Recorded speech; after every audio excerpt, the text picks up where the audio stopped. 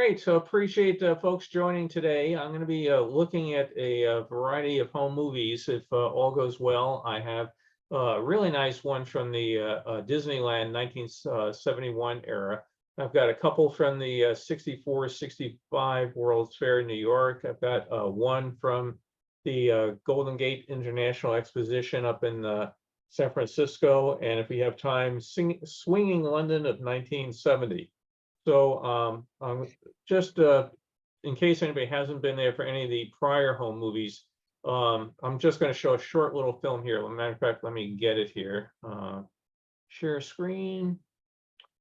Okay. Let's see. And I can turn off. I've got the, let's see, Control Shift. Let's see, I wrote it down here. Control Alt Shift H should hide this. Okay, there it goes. Hidden meeting controls. So this particular film, let me just start here. It shows an 8mm movie on the left, the original film on the right, the first step of going through and restoring it. The scanner is really good. It goes through and it scans each of the frames as an individual picture, which adds up in the Disneyland film we're going to look at today. It's 50,000 individual frames.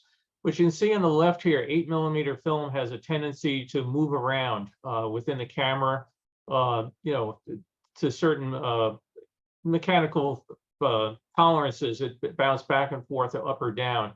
So the computer will go and look at it and stabilize it, as you see with the right. It doesn't have the same jitter to it. It also will digitally take out dirt and scratches. You'll see, I think coming up in a second is a pretty good example. Right there, if you look at the wow, it does. Yeah, it does a really nice job of taking that out. So basically what I do is I start each film cleaning it by hand using a chemical solution and cleaning pads to try to get as much of the dirt off as possible. And it's really astonishing. Some films come out sparkling clean. Others you figure, okay, this was a 3-pack a day family that love to smoke when they were watching their movies. They can come out just filthy beyond belief. So the first step is a mechanical hand cleaning of it. The second step is to put it on the scanner. In some cases, like the Disneyland film I'm going to do in just a minute, I scanned it 3 separate times because it had very varying levels of exposure on it. Let me get the next film ready here. So Disneyland. Where was that you just showed us, Bill? That was Expo 67, Montreal. Oh, okay.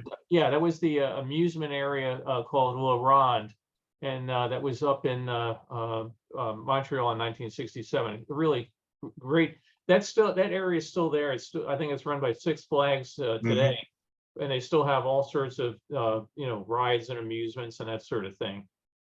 So this film we're going to get started on now. Okay, hang on a second. I have to do one thing differently here. I had the video program set up here to open multiple windows. Let me just fix that real quick. So let's see, video, where's tools, preferences. Allow only one instance. Okay, just 1 second. Now I've got to close it. I've got to, okay. I've got to start the video, pause it. All this technical stuff, wow. And now I've got to hide those meeting controls again. Control Shift Alt H. Boy, they sure make that. So this is Disneyland 1971, and the photographer did a really nice job on this particular film. Basically, just spliced and spliced and spliced out all sorts of bad footage. The trouble for me was that every splice that showed up on it now had about 4 damaged frames where the glue marks were holding it together. So I took all those out. So basically, every time you see a change from one scene to another, that was a manual edit of taking out 4 to 6 frames of film. But this, the Disneyland Hotel, if anybody remembers it from back in those days, they had the marina area out there. It was really interesting. They had full-size boats out there that were pretty much just for looking at. There's the propeller from the Queen Mary. The Rather Corporation at that time had the lease rights on the Queen Mary down in Long Beach. So they've had the propeller up there. So we're going to see a different Disneyland today with the different ticket booths and entrance to it. What I also had to do in this film was to do a lot of color correction. There was an awful lot of issues with lighting. It was very dark in some spotlights and others. I've got about the first third of the film color corrected, and you have to do it basically scene by scene. So I had to stop because it took 7 hours to generate this video file last night, because it has to take each of the 50,000 frames, sharpen it, color correct it, take out more digital dirt, that sort of stuff.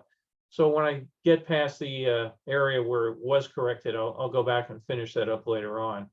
But Hills Brothers Coffee, if you remember, that was a sponsor of the Disneyland TV series, and they had a restaurant there on Main Street for years. It later became the Egg House restaurant. Global Van Lines, the official van lines, the moving company at Disney. I remember them fondly because they moved me from New York to California. What's interesting, if you look at this today, what a difference in crowds, huh? I mean, Yeah. You go there today, and we're going to see some scenes where the park is just deserted. I mean, and that's the way it was when I started working there in '76. So just a few years after this, you could just go out at lunchtime, ride a couple rides, just peace and quiet. Main Street looks a lot different today. The current batch of Imagineers have decided everything needs to be bright, gaudy, lots of bright blues and reds and everything, and it doesn't look anywhere near as much as a real small town look as it did in these particular shots. Things like the Crystal Arcade there on the left, the original color palette has unfortunately just been abandoned. Busy day for the streetcar. Carnation, that they sold off that truck, and it has since been restored. I believe it's at the Carnation headquarters now. That area where the truck is parked has now been used and turned into an area for additional seating for the Carnation, or the restaurant that's right there. Carefree Corner.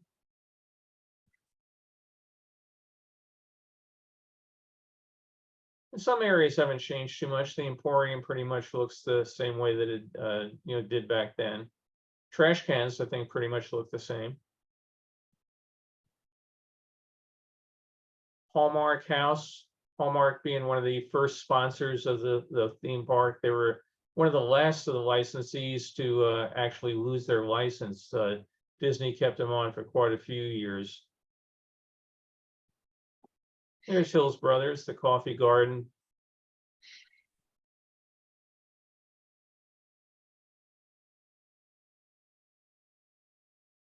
And again, this is, I said, circa 1971. The film itself wasn't dated. And I always go through these trying to figure out what attractions have come and gone. But the very first hint that I had on this, on when it was shot, well, this is really nice. I thought the guy did a great thing with a point of view here of going down the street.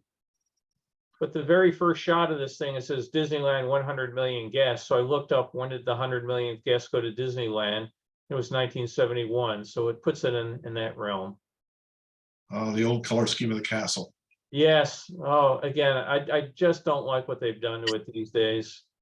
It was never supposed to be pink. No.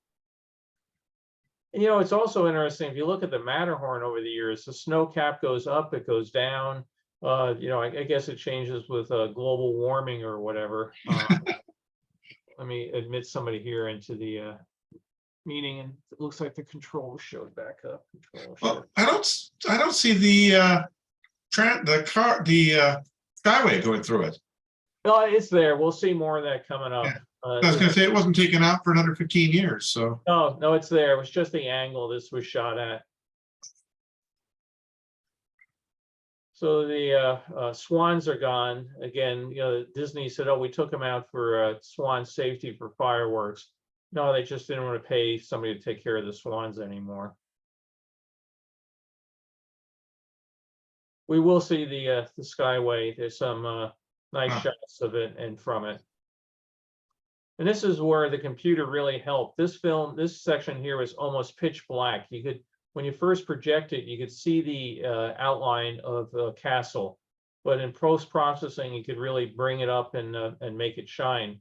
But that's why each of these has to be done scene by scene, because if you fix that one shot, then this thing would be totally blown out. So every time it changes angle, like we just did now, you have to kind of go in and tweak it up, down, fix the colors, that sort of thing. My least favorite ride at all the Disney parks, I don't know about anybody else, I do not like getting spun in high-speed circles. So I have gone on them once to say I did it, and that is enough. And you can put me on Space Mountain for 3 times in a row or something. I'll take that over one trip on the teacups. And Mandy and I have ridden it a couple times. We don't like spinning spun either, so we spend all our time working on the wheel to keep the cup from spinning. Yes, yeah. I think the last time I did it, or the one time I did it, was probably what I did. So Skull Rock, this is again, I've mentioned in a prior talk, this to me was a great example of the stuff Walt did to make Disneyland special. This was an addition onto Fantasyland. It wasn't there for opening day. It cost a good amount of money to build it, and it didn't attract any extra ticket sales or anything. There was no admission to it or anything, but he plussed the park, the plus being the term they use for bringing extra eye candy in and that. But he spent all that money to build Skull Rock just to make the area more interesting, and it was just a picnic grotto. But again, not like you build Space Mountain, people come. You build Big Thunder, people come. You build Skull Rock, people will come and maybe subconsciously they'll come back for their next trip. But spend money not just for the sake of extra ticket sales. And Casey Jr. is still trucking away today, one of the original attractions built by Aero Development.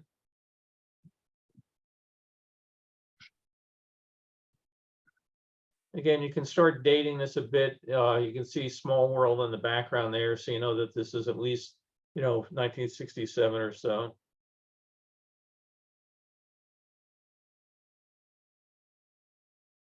Looks like she's reading from her script.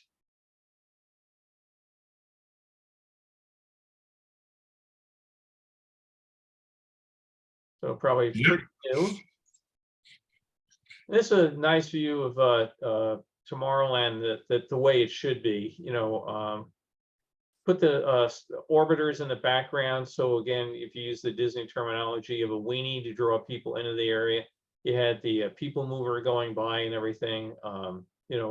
They've moved the orbiter up to the front, so it creates a tremendous traffic jam right now. But this to me was, again, I wasn't there for the earlier pre-67 Tomorrowland, but this was the one that I got to know. Mary Blair's mural, sadly covered over now. There you go, Don. There you get your stuff. Yay. And the whole thing was essentially hollow at that point. They had, when you got in, you could see all the tracks and everything. Yep. Yeah. And then they later covered it in into a grotto, added Harold the abominable snowman. Mm-hmm. But yeah, inside, going through it and seeing the mechanics, that was always kind of fun, wasn't it? Yeah. There's a world in motion, as they always call it. There's so much in Tomorrowland for rides and attractions. That's a great shot.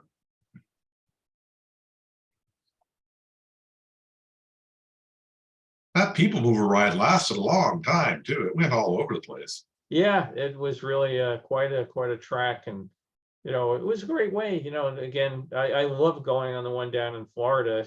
Just for both nostalgia, also just a way to rest your feet for a little while. But yeah, the people mover, all throughout, followed along near the monorail and everything. It had quite a ride. So we're off to my wife likes that it goes right through the gift shop. Yeah. Let me let somebody else in here.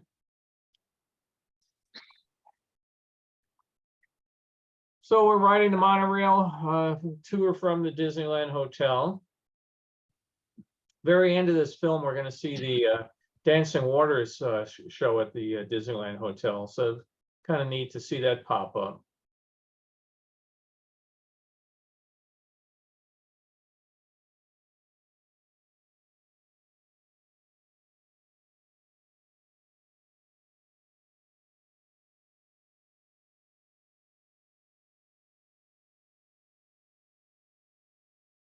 The nice thing too about the stabilization program is it takes out some of the bumps and stuff from the wheels of the monorail going over, joints in the tracks, stuff like that. So it does a pretty nice job. As I said, this photographer really knew what he was doing. We're going to see an example coming up later of somebody who did not, that was, oh, just shoot this, move over, run here, quick that. But this one did a really nice job with handheld shots. I assume they were handheld. Might have used a tripod for some of it, but knew how to compose the frames and get some great shots.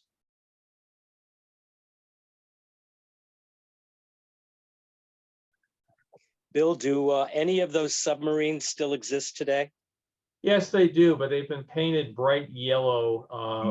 Matter of fact, we're on the submarine now, so perfect timing.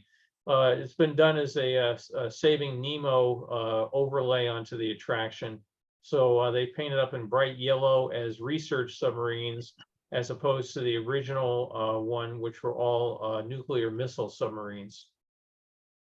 Well, things have changed. You get in one of those submarines now and you realize it was a whole different era. You have to climb a very steep staircase to get in, and you have the narrow little seats to sit in, everybody packed in. They'd never do it that way these days. No, and I keep thinking, my God, if one of those things ever springs a leak. Oh, yeah. Because theoretically you can stand up and your head's going to be above water, but if you have a 3-year-old with you, it could be really interesting. But I thought they stored really nicely when you consider that the amount of light that's underneath there, and then the effect that shooting through the light, you often lose a lot of the colors. It doesn't take very much time at all if you're doing scuba diving to realize how quickly you lose the color spectrum as you go down. So the computer did a very nice job of being able to resuscitate the color back out of it. I always wanted one of the giant clams, and my mother would say, "What do you need a giant clam for? We live in a 4th floor walk-up in Brooklyn." Yeah, but you could have had clam chowder for the rest of your life. The swinging 70s, right? We're out in Tomorrowland now on the pop-up stage out there. Goofy's the group name is. Now here's where I have to get back into more of the color correction. So I'm going to go back after this and, again, scene by scene, do some of the, corrections onto it. So some of the contrast, things like that. I basically took out the bad frames, but I didn't have time to, restore each of the scenes. So it gives me something else to do other than going out in the rain. But this time, apparently, the mermaids are no longer frolicking in the lagoon. That was a big thing in the 60s, having them out there. But here, Don, you wanted Skyway? We've got Skyway for you. Yay. Yeah, I actually have memories of seeing the mermaids in the mid-60s. Yeah, they had a big thing each year. They would go over to the Disneyland Hotel, audition gals for it, and they would do it, and then they would find out that they had blonde hair, it'd start turning green during the season because of all the chlorine that was in the pool. Not sure I'd want to be in that water anyway. It's actually quite crystal clear. It's kept very nicely. The water you don't want to be in is the rivers of America. Oh yeah, that's awful. I mean, people would drop stuff into it and they'd have to send divers down, but you periodically had to go for gamma globulin shots to be able to, resist some of what was in there. So these are all Skyway shots. Small World with its Disneyland look for us World's Fair fans.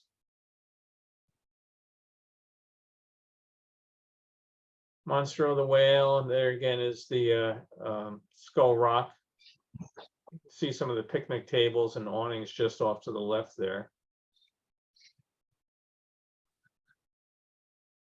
Skull Rock is over in Paris now, if you do want to go see it. Cinderella Castle up on the hill, Storybook Land.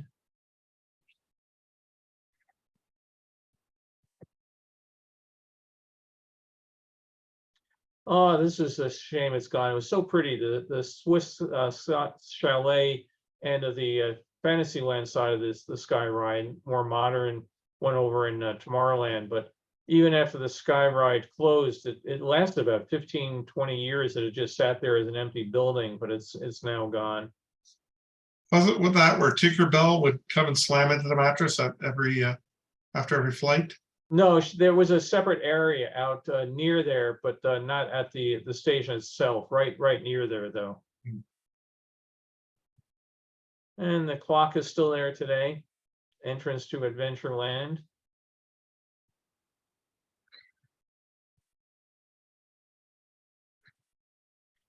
This is a shooting gallery. There were a shooting gallery in Adventureland and a shooting gallery in Frontierland. And it's the funny thing is you remember, any of my other fellow Disney folks, you remember the name of the company that ran those? Was it McGlashan? Yes, very good, very good. Glenn gets the prize. Yeah, that's why all the tickets and everything was, this ticket gives you unlimited use of the Disneyland rides and attractions other than the shooting gallery. So yeah, that was a licensee that ran it for years. And they would go out every night and repaint the targets. So the next day, because they were shooting real little lead pellets into them. And they'd go out every day and refurbish them so that next day looked bright and shiny again.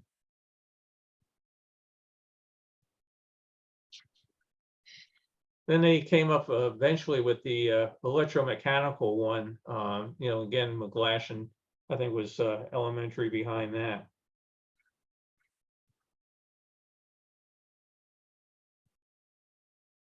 Big game shoot.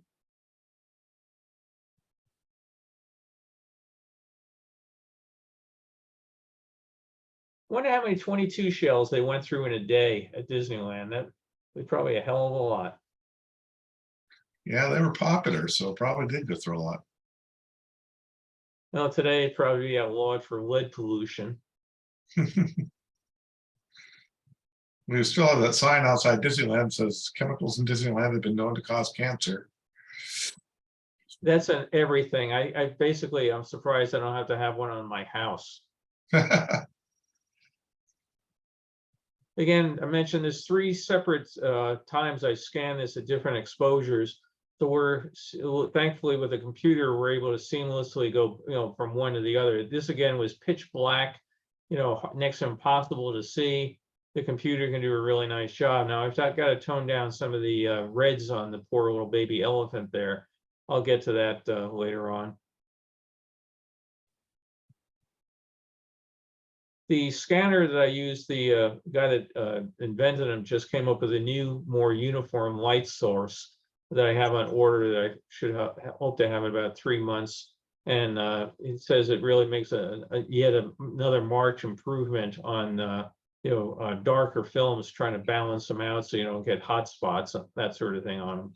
So I'm really looking forward to it, but I'm not looking forward to I'm gonna have to resist the temptation to go back to some of these old ones and redo it, or I'll redo certain sections, but hopefully not the whole thing. Jungle Cruise before its PC alterations.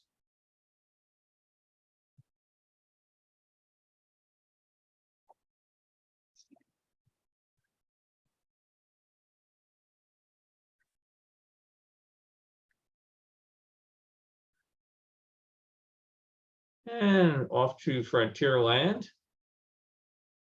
Look how well dressed everybody is. She's obviously leading a tour, people that came in together.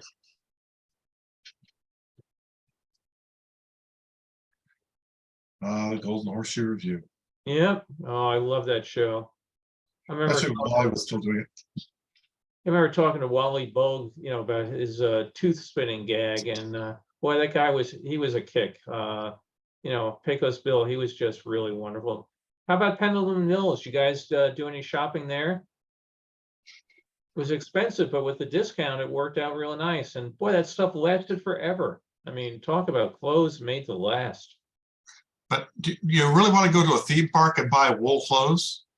They ship it to you for one thing, but they had all sorts of, different things in there. And what was really nice was we got a thing at Christmas time where you could go to the park and go shopping, and you could give out those shopping passes to your friends. So, and then we just say, give it back to me when you're done. And they're basically unlimited free admission to Disneyland, free shopping between this date and that date. So all sorts of people go down there and go to places like Pendleton and just go crazy shopping. And I think their employee discount, I don't think it was quite as high. I think you get a slightly less discount at Pendleton than you did at the Disney shops. But it was really nice. So you could go down and buy your mom a pair of, wool lined slippers or something for Christmas, and it worked out well. Yeah, I think if it was a sponsored one like Pendleton or one of those, it was a much smaller discount, but it still was a discount. Yeah. But what made it nice was it felt like it belonged in Frontierland. It wasn't just more Disney stuff. Yes. Did you see the thing that they're doing now, that they're going to take out the French market in New Orleans, and they're going to put in Tatiana's Palace? So they're going to theme it with the retheming of Splash Mountain. But did you guys see the artwork for that? No, I didn't see the artwork. Oh, it's terrible. It makes it look like a riverboat with this giant banner going across and Tatiana in the front of it. I mean, it looks gaudy as hell. I mean, it was terrible. I cannot imagine how that's going to look there. So you get all the charm of New Orleans, looking like real New Orleans with the iron work and everything, and now you're gonna have this big riverboat thing sitting there on dry land. It basically looks like a tacky gambling hall from Reno or something. It's really, I'm very disappointed in it. Hey, don't sugarcoat it, Bill. Tell us what you really think. Yeah, so if you go on the Facebook page, for the Imagineering alumni, somebody posted it a day or two ago. It's really bad. He's again today. You wonder if people would even know the gag. He's wearing his Arrow shirt. People still make it. Do they still make Arrow shirts or not? I don't know. It was upstate New York, on the way up to our Boy Scout camp. There was an Arrow shirt factory off to the side for years and years, and finally it's gone. So I don't know if the company's still there or not. But every time I see the building, I still remember Arrow shirt, because my mother just loved them. They lasted forever, so I could wear them. Then she could pass them down to my 4 younger brothers. So they definitely were just like Pendleton, they made stuff that lasted.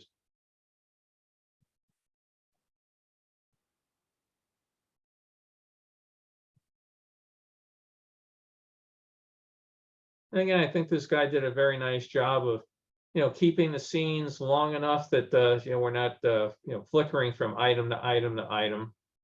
That's Nature's Wonderland. That's the edge of it. That's Cascade Falls there, which they tore down because, again, I've got to color correct this. It got dry rot, so they tore it out rather than, God forbid, they rebuilt it. But Nature's Wonderland, yeah, here's a day when evidently it wasn't running. They're probably doing some work in there. The mules are all gone. The train's not running that particular day. So everything has to go down for rehab, periodically, and looks like he caught this one that day. So unfortunately, we don't get any scenes of bubbling mud pots or anything else.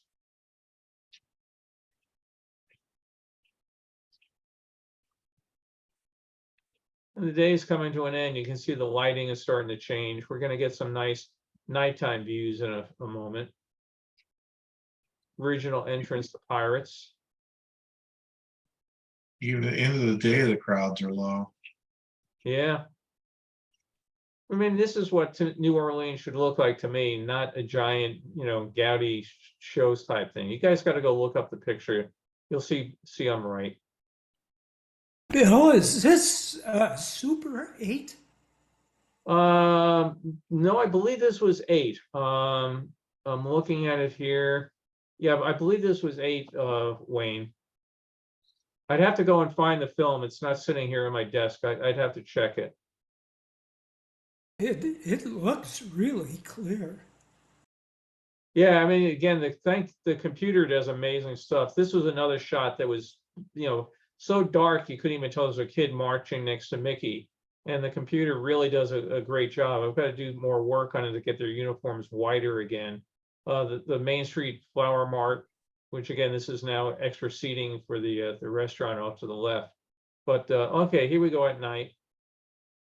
And again, this is where the multiple exposures really help, because if I was exposing something for daytime, this gets totally blown out. There's a neat shot coming up in a second of inside one of the shops where he was, got some of the lighting effect done really well.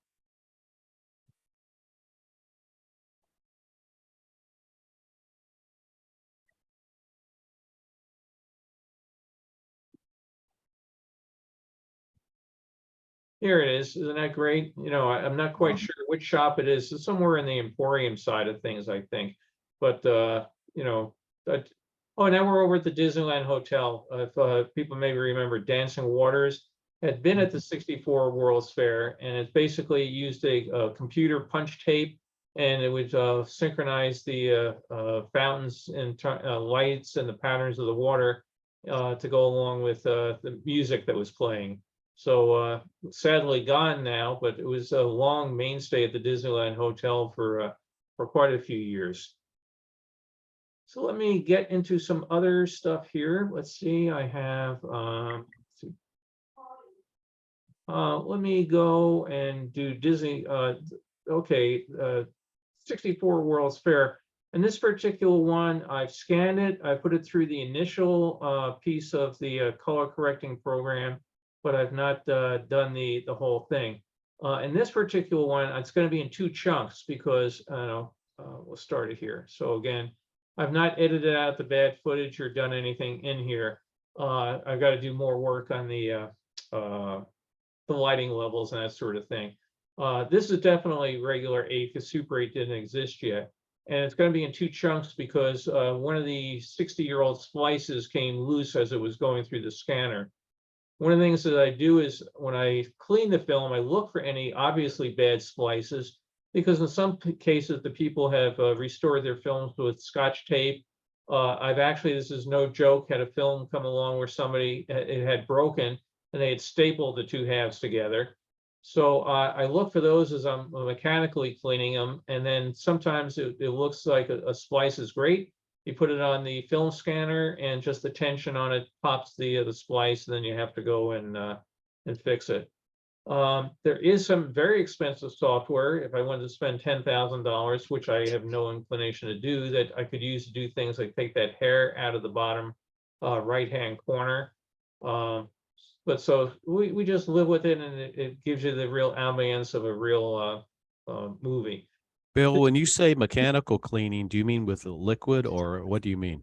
I use something called PEC 12 cleaning solution. It's a special solution made for cleaning films. And then something called PEC pads, which again, made by the same company. They're very good pads in terms of not shedding or anything like that. So I have a set of winders on, that I put the film on, soak the PEC 12 pad in the PEC pad with PEC 12 solution, and just run the film through it. And then every couple feet, take another pad and clean it. If it's a really dirty one, I can go through, for a 50-foot roll, I can go through about 6 to 8 swabs. On a clean one, it can last much longer. This statue, by the way, is in Kennebunkport, Maine. If you go up there today, it's still on display. My friend Louise took me out there. She goes, I got to show you this, got to show you. And we came around the bend, and oh my God, it was there. It was just great to see. But yeah, PEC 12 is a really great chemical. It's the odor is not too bad, although Carol may dispute that at times. Which are you doing that stuff again? And I have to open the door. But you're manually winding that to do Yeah, that? yeah. Wow. Yeah, so it takes a little while to do it, but again, it also helps me find any bad splices. I certainly don't want something with a staple going through the scanner. Now, this particular film was super overexposed.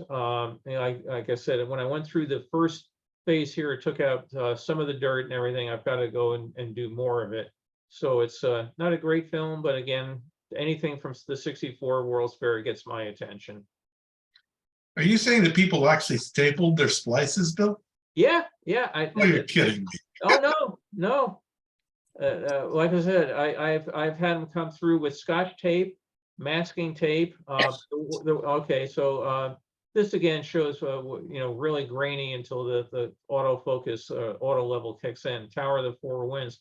But I had one that was they just overlapped it by about a half an inch and put a staple through it.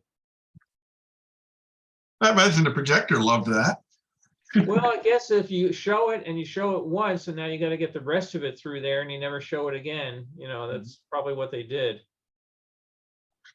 Again, this is super dark, and it didn't come out particularly well. It's going to break in a second anyway. All right, so now it broke, and then it's just sitting there, and then we're going to see the rest of it. So again, it starts up before the break. GM Chrysler car or a concept car, very quick view.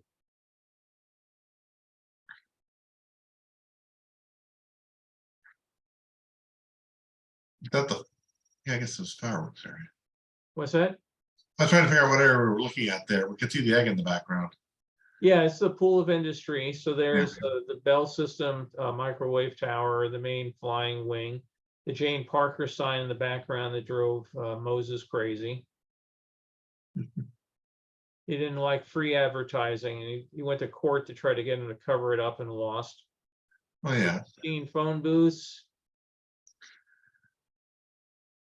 A Kodak picture spot.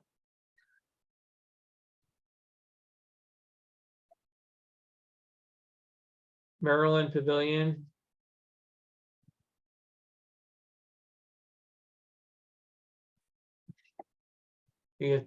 All sorts of money were thrown into the pool there, and the money that coming out of it was to go for the ongoing restoration of the real ship depicted there in the model. Now, there was a kid who stayed at the World's Fair. He basically ran away from home, got into the World's Fair, and he lived inside the Coca-Cola pavilion for about a week until he finally got caught. And they asked him how he survived. And one of the things was he came out at night and just scooped all the money out of the fountains there when nobody was around. And during the day, he would go around and use that to buy hot dogs and hamburgers and stuff like that. And then at night, he would go back and sneak in and sleep behind the Jeep in the Coke pavilion. It's funny, I remember his name was Dominic, and I'm trying to remember the last name. I tracked, actually, his sister and I got in touch. He unfortunately passed away. The newspaper articles of the day said something like the father was going to have a talk with the son when he got him home after being gone for a week. And the sister said Dominic couldn't sit down for a week. I bet it was worth it. Oh yeah, the thought of running away and living at the World's Fair. Oh yeah, really Heck, I'd interesting. do that now. Yeah, he'd go wandering around at night, and he said people wouldn't even ask him what he was there, why he was there, and he was like my age, 12 years old or something, just wandering around the World's Fair at 2 o'clock in the morning, scooping coins out of the fountains. Dominic needed to put a dinner plate in his pants for the future. More like a pewter plate.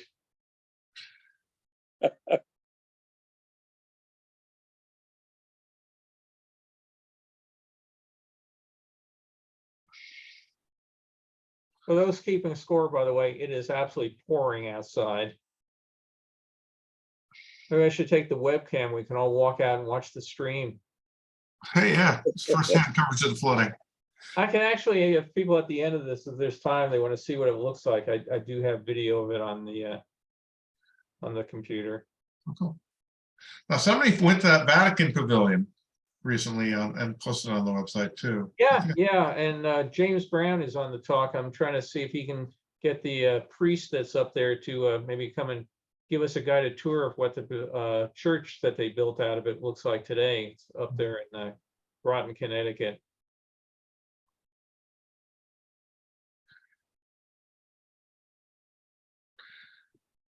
tires still exist, but the Ferris wheel's gone. That's, Yeah, the Ferris wheel went to Atlantic City and it was there for a number of years, but it's gone now. I noticed the Ford Pavilion did not have the Christmas overlay.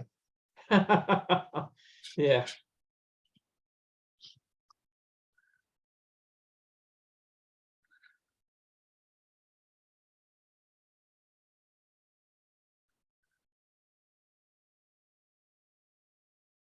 And again, you can date these things by certain things. If you see the the escorters, it's 64, you can tell it's 64 by the Chrysler paint scheme, things along that line.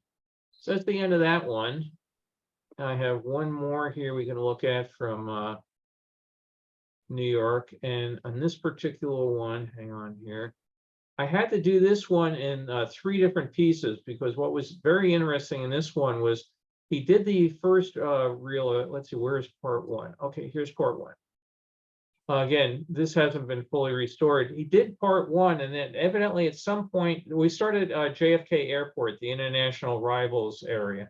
This guy is not as good as the Disneyland guy. He just likes to move all over the place. But what was interesting was he evidently at one point misthreaded the camera because the film all of a sudden jumps where we're seeing the right side of the image should be pictures of the fair or whatever. And no, it was pictures of just film. The film, he evidently didn't film it right into the gate. So, and it came out a little blurry for that reel, but we'll fix that. I also, in the middle of this, they did a big picnic at home with a naked kid running through a hose and stuff. So since we don't want to get in trouble with Facebook, I took out all that stuff. So. But again, you can see the difference between somebody that knows how to pan correctly and this one, but we might see some fun stuff we haven't seen before in other views of the fair. So Bill, if I could comment as a camera operator, yeah, a lot of these 8mm cameras had a lens that kind of chose neither wide angle nor telephoto. They were just kind of in the middle, figuring that most of these amateurs wouldn't know what to do with it. And that's why you can't hardly ever get a wide angle nice shot, because they're shooting more of a telephoto image, just because that's the way the camera came. You notice you everything's cut off here. He has to keep panning and panning to get anything in the picture. If he had a wide angle lens, it would be all, a lot nicer to watch. yeah, I figure this is sort of like the Brownie camera, like I said, without a telephoto lens or whatever, and the real dirt cheapo one. But boy, he sure moved around, didn't he? Yeah, that's the thing about amateurs. They never find the shot. Yeah. But it's funny, Mike, because when I was doing this, I thought exactly of you. I said, oh, if Mike's on, he's just going to love this one. Yeah, also, you have to remember that the original film, when projected, looked a lot worse than these computer enhanced images. And Yeah. therefore, wide angle shots tended to be so blurry that they were close to useless. Yeah, no, the wide angle shots are more clear because you're seeing more of the entire picture. It's these telephoto shots that are blurry. Well, one other thing too is when you were watching this, as a whole movie, you're probably seeing it 12 feet away, something across a dark living room. Now we're sitting there, I don't know what I am, 16 inches or something from the screen. It's a whole different, you see a lot more detail sitting this close to it than you would have in your living room back in the 60s. And is this also like 18 frames a second, Bill, as opposed to 24? This is 16 frames per second. Yeah, I'm dropping a ton of frames here. I'm getting maybe 1 frame every 2 seconds. Everything else seeing that? Yeah, I'm seeing that too. Oh, you know what? That was probably my mistake. Hang on here 1 second. Yeah, it's just sort of like flash slideshow here. Yeah, hang on here 1 second. Control Shift H. I always assume the internet is, overloaded. No, here, let me do something here. Let me I forgot to click because this one's changing so much. Let me stop share. stop share, and I'm gonna go back and do it again. There's a function on here, optimize for video clip, and I cleverly forgot that. So hopefully everything you're seeing wasn't all that bad. Oh, it's good. It's just that, a little better. Let's see. That's still pretty jerky. And you Well, got the box in the the middle there. film is very jerky. Hopefully you're not dropping all the. Oh, that's much better, Bill. Okay. Oh, Lord, that's better. Well, I need to do a checklist, just like when I go flying, put wheels up, put wheels down. I need to, we actually, I have a Boy Scout call every month, and one of the things I record those meetings, and I realized 20 minutes or so into the last call, I forgot to record it. So now the first agenda item on each of the meetings is Bill to start recording. Yeah, it's actually looking like a movie now rather than a demented slideshow. Great, thanks.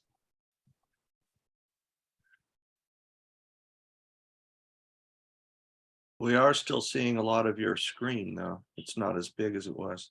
Yeah, Oh, yeah, really? I've got, you can see where you selected the file off to the left. And Oh, okay. All right, let's see how we fix that for the next one. So here, let's see. Part 2. We need to fire Cotter and hire an IT expert here. Yeah, Yeah, I'm gonna think twice before I fly with him. I would think 3 times myself. Let's see, Control Shift H, see if there's a way.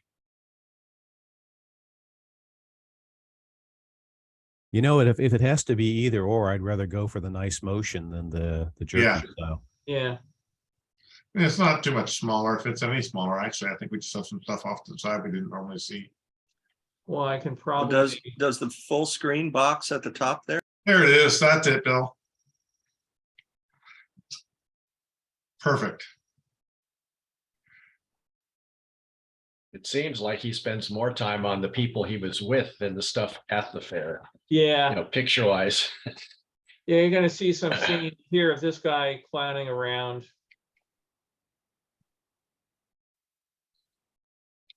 But occasionally we get some shots that are nice, the people up there in the towers. Outside of Sweden. Again, this helps date it because the Continental Circus was only there a short period of time. There's the escorter in the back. You can see elephants put on display back there. They would march them through the fairgrounds as a Pied Piper sort of thing, follow us back to the circus. Oh, monorail. Yep.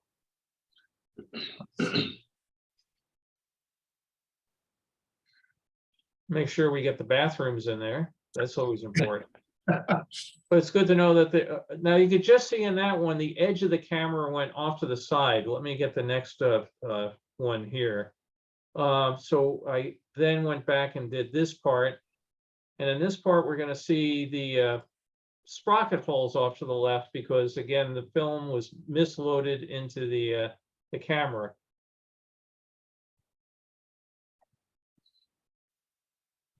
First time I've seen the Chrysler Building movie with the Chrysler. Yeah, that's the thing I find interesting about movies is that, you don't realize when you just see the still frame that the air cleaner on the roof of the building rotated, the giant fan rotated.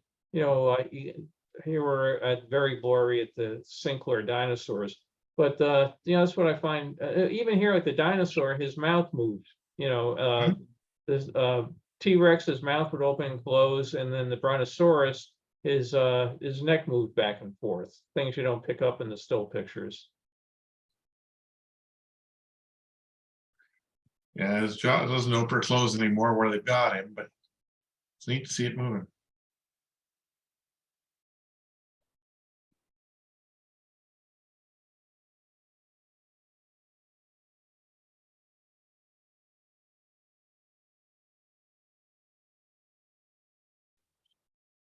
And they did this same Titan display for like 5 different World's Fairs, I think. Yeah, by the way, if you notice that one dinosaur we just looked at was standing in a dry land as opposed to a pool of water, that's because people kept coming and throwing soap into the thing and it would bubble up and then they'd have to empty it all out. So there's actually things from newsletters about trying to figure out which of the other pavilions is coming over and throwing soap into our fountain. Did they ever catch them? Nope. That was a clean dino.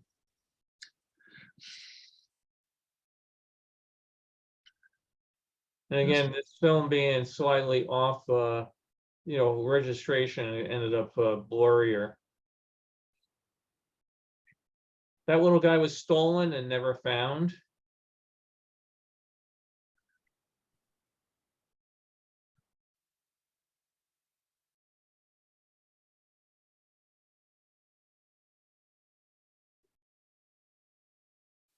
And then I believe we have one more section if I did get it here. Let's see. Part 3. There's a part 4, but I don't see it. So let's jump out of here and let's go to the Golden Gate International Exposition. Where did that one go? I'm just looking for my film here. Oh, that's right. I've got to go get that one someplace else. Just one second. This PC. Our hard drives are starting to fill up. That one backup drive is, yes. That basically backs up. That's my 4th or 5th generation copy of everything. So miscellaneous. What eventually is going to happen to all these videos and slides and films in the future? Where are they going to end up? Good question. I have some You thoughts. mentioned once the Library of Congress did not want it.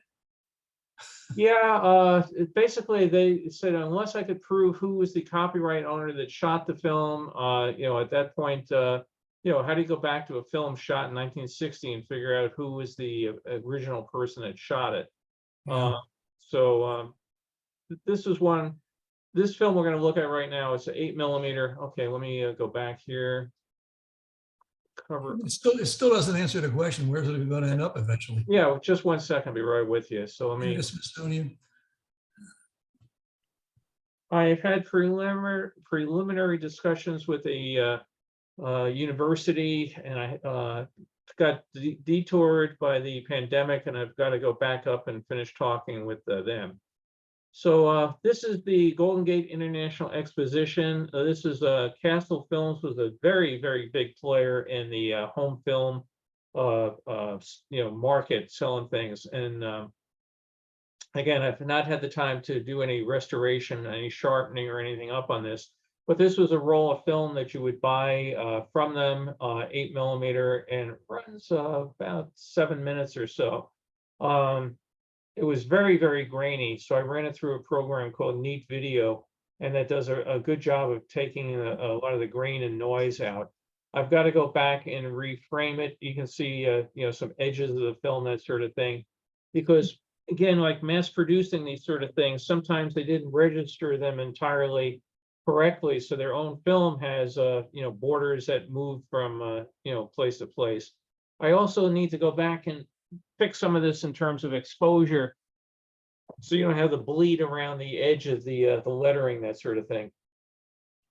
But film from the GGIE is not super common, so I thought people might enjoy this look at it. So while the big fair was going on in New York in 39 and 40, out in San Francisco, they were having their own shindig.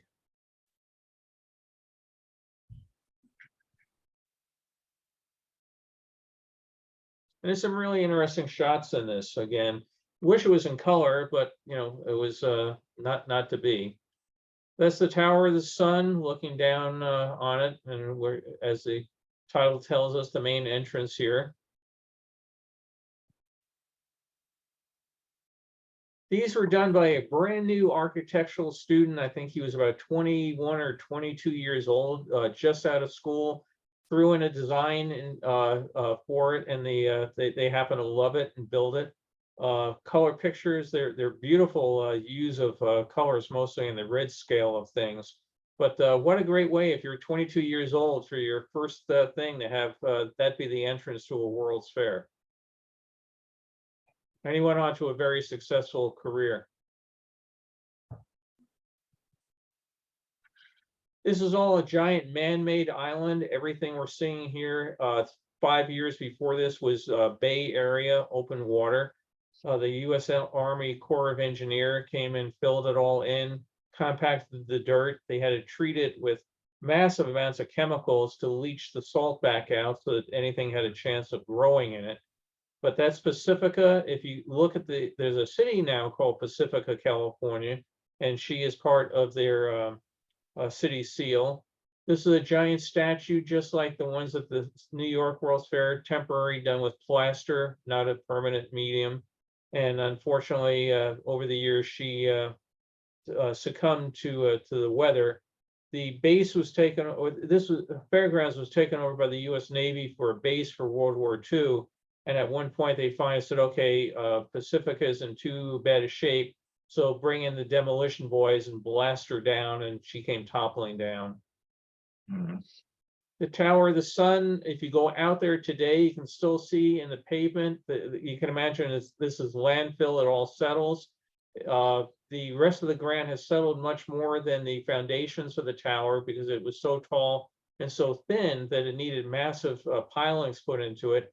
And the pilings periodically resurface and they have to deal with it. So if you look at a satellite view of Treasure Island today, you can still see where the Tower of the Sun was, marked by the fact that that ground has not subsided as much as the other.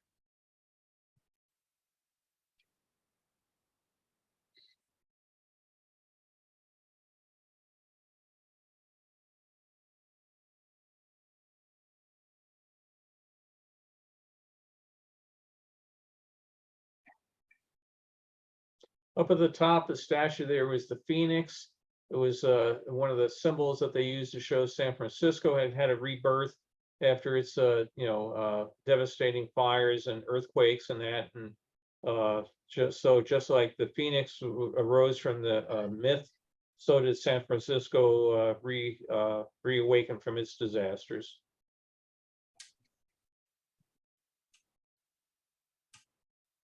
I do have a number of color pictures of this fair, and some of them are really, they did a wonderful job with the color scheme on it.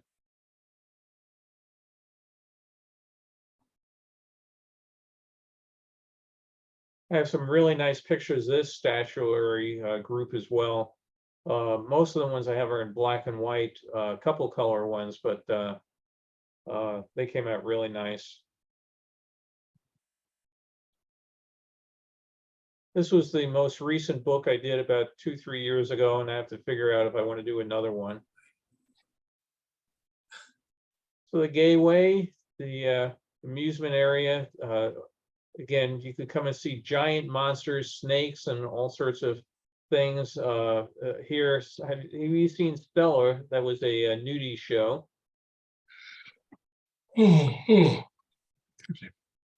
Over there, we can see the Hindu rope trick. Off to the left, we're going to see more right there, Sally Rand's Nude Ranch. So most of these World's Fairs had a big girly show element of it, and Sally Rand had a big thing she had done at the 1933 Chicago World's Fair, made a lot of money, came out here and made a lot more money. This was a massive show they did, a giant stage show with, I think the cast was well over 100 people, but basically how California was founded by Native American tribes, people coming over here on land bridges, then the pioneers show up, the Padres come in and enforce religion upon the Native Americans that live there. And then we start seeing the trappers show up, the trains show up, and it was, like I said, spectacular. This, again, giant painted backdrop. Here we see on the stage the covered wagon show up. I don't remember if this film actually shows the trains arriving, but it was quite a spectacular show from all accounts of the time.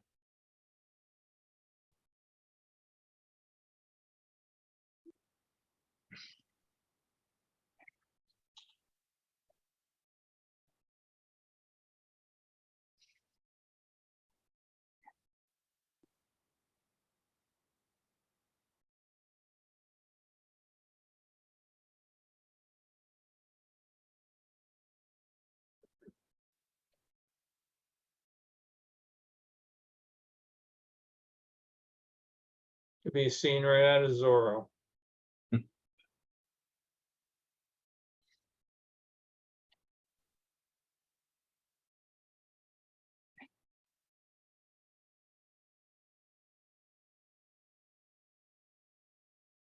This next one was a recreation of one of the chapels that ran up the Camino Real.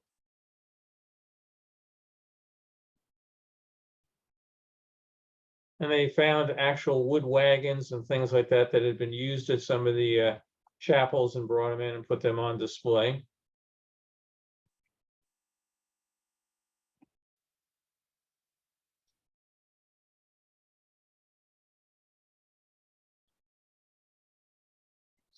That's the elephant train. It was kind of a silly thing that we needed a tram to take people around.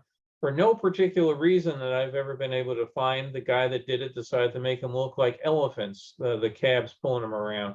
So you had a hookah, I think that's what they call that, or something like that, the cover that goes over the elephant to keep the driver out of the sun. And they ran around and, you know, you paid whatever, a quarter or something to get a ride around on them, and they were super, super popular. This was all built in Japan. Native craftsmen took it apart, brought it over to the fair.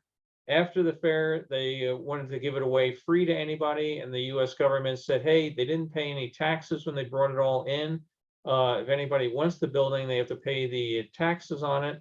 And as a result, it ended up being burned up in a fire so they could train firemen because nobody wanted to pay the money on it.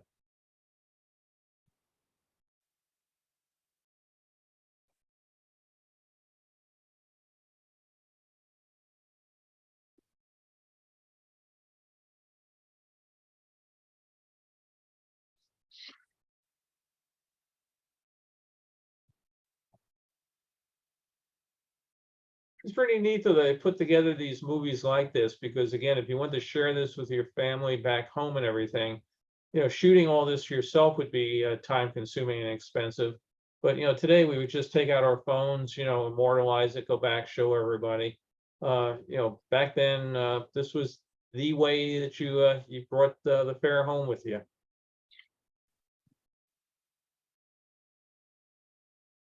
Let's just think how exotic this looked.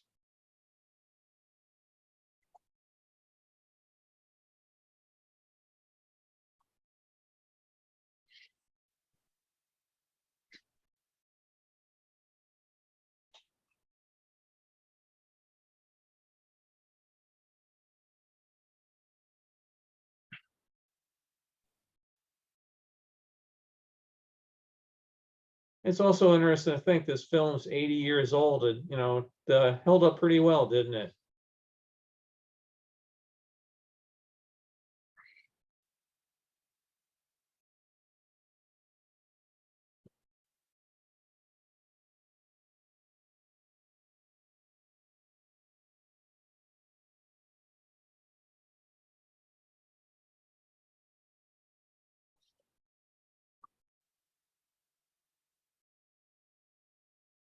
We're getting near the end here.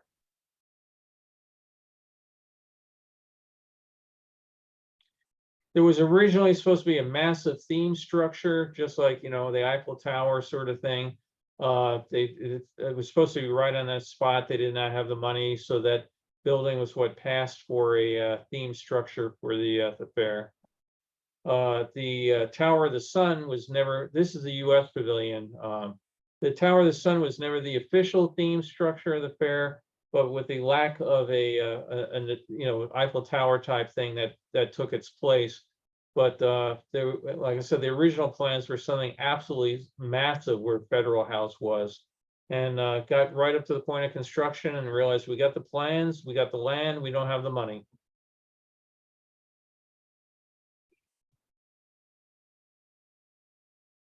This was a giant hall that you know, different companies would rent space in, just like the you know, House of Better Living or some of the others at other fairs. So you would be inside there, you put up your display and try to convince people that your company was the one to buy from.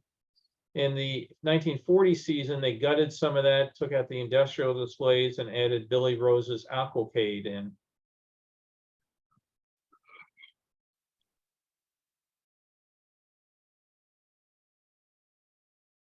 So after the fair ended, this became a Navy base. It was originally built to be a airfield. So it had 2 giant hangars on it that are still there today that were used for seaplanes. It became one of the major bases for people going to and from the Pacific Theater of War. Had a gigantic hospital on it that was the largest hospital on the West Coast for many years, treating victims of the war. And you know, a lot of it's been torn down. Some of the federal buildings are still out there today. Part of it's an EPA Superfund site because they used all sorts of chemicals to test firefighting and asbestos abatement and all sorts of other odds and ends. So this is a film that I will redo when I get the new light source for the projector. You can see it's uneven on the left and right side. So I'll do that when I get the new light for it. But if you do get a chance to go out to Treasure Island, if you're in the San Francisco area, some of the buildings are still there from the fair. Some of the statues are still there from the fair. And you can definitely make out the grid system that they use for the roads and that sort of thing. So it's really well worth going out and visiting it.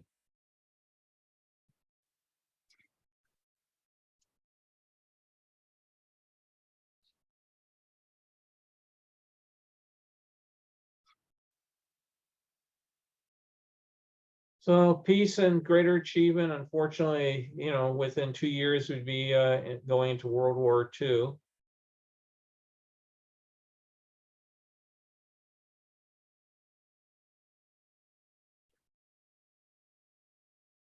And it's the end of that one. So I have one more I wanted to get to. Let's see if I can find this here.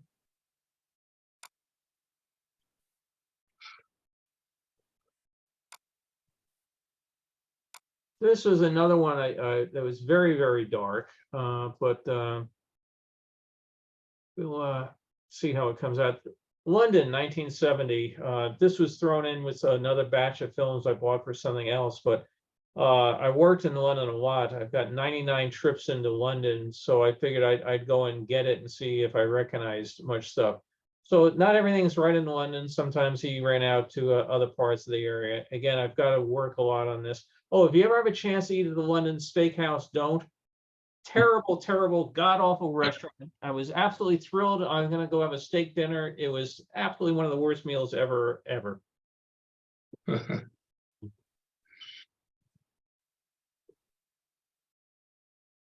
So Why, Bill, why was it so bad?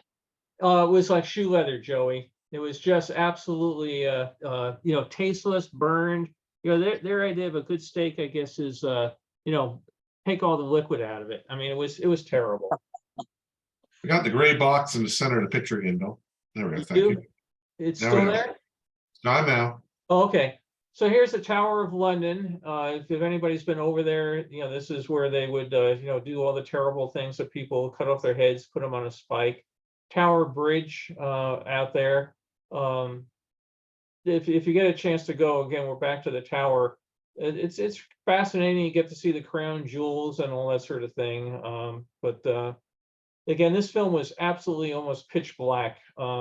I just did the best I could for a first pass. I haven't been able to get more out of it. And I don't know how much I will be able to get. One of the Beefeater guards. You go out there and they have a raven on there, and they said if the ravens ever leave the Tower of London, the tower will collapse. So they hedge their bets because they clip the raven's wings and they can't fly. Lots of signs there warning you not to try to feed the ravens. They'll bite your fingers off. Yeah, I'm sure they would. What was really interesting is that the number of years I went to England, when I first got over there, all the buildings were absolutely like, you know, Westminster Abbey, Big Ben, this church here, everything absolutely blacker than black because of all the years of soot from all the burning of coal and peat and everything else. And then over the years, they started a number of projects to, you know, restore the buildings, and they took quite a while. But my God, the difference between when they took off decades of soot out of them was a whole new building. It was just beautiful to see what was buried underneath the, the decades of grime.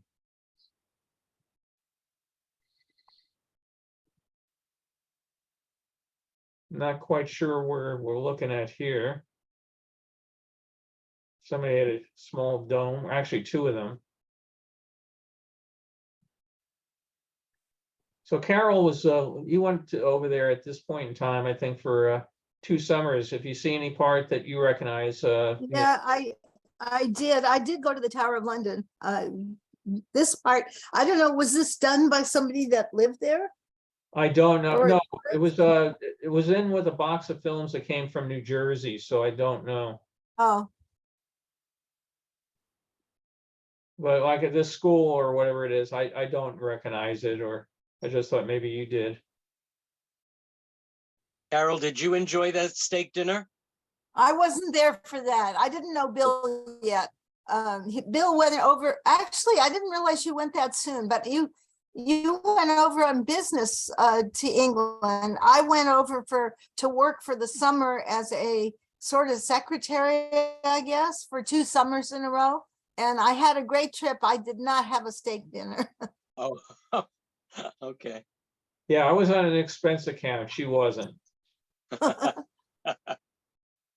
Carol and I can tell you though, one of the worst meals we ever had any place. Well, 2 of them would be bad. One of them was the one in Dubrovnik, but the other one was Great American Burger, was it? it was yeah, it was run in Wales. What was the name of the town? Oh, I don't remember where it was exactly, but Oh, yeah, it was terrible. We went to the Great American Burger, and their idea of the Great American Burger is how much soy filler can you put in between a bun? It was terrible. I mean, we figured they used 1 cow a year. and they had leftovers. It was terrible. It was it was, he sat there and he ate it and you go, what the hell was that? And Well, I don't know that Wimpy burgers were much better, but I think they were better. it was really spectacularly bad.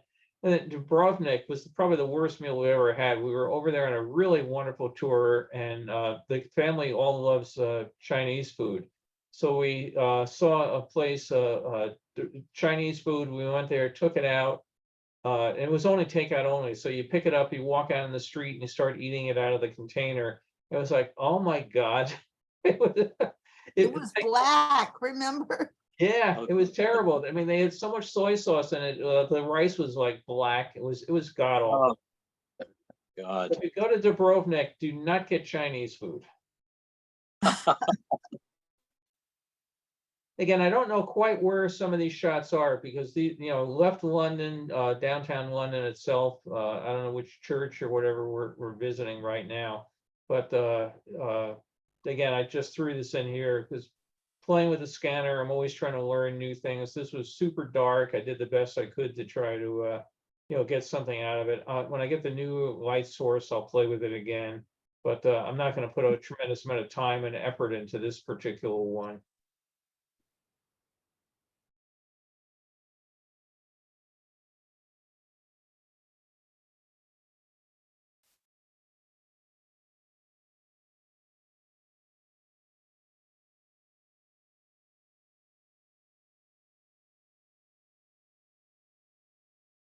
And so These remind me of the buildings in Stratford upon Avon. Yeah, I was thinking it could be up that area. The last time, I think it was the last time we were there, Carol and I took a really nice walking tour along one of the canals that goes through London. And, people don't realize, everybody goes over, sees all the traditional things, Big Ben and that, but there's a bunch of really neat canals where people live on houseboats, and they're all linked up to a giant canal system that goes all around England that you can link up, and you can actually rent a boat and head on out. I'd be a little afraid with my boating skills to do that, but it's just kind of fascinating to see some of the rest of it. I'm sure the prices have changed a little. Yeah, that was 2 shillings. So I like the fact they call cauliflower culls. Yeah, I had never noticed that before. It could be short for cauliflower. I don't know. I think that's what it is. I think they just call them culls. They don't Yeah. say the whole word. Yeah. Buckingham Palace and the changing of the guard. You can see all the tourists outside staring at it. I was trying to figure out where he got this shot from.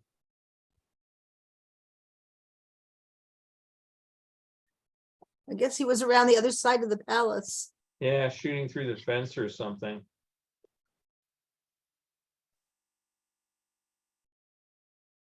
But the Brits do love their shows.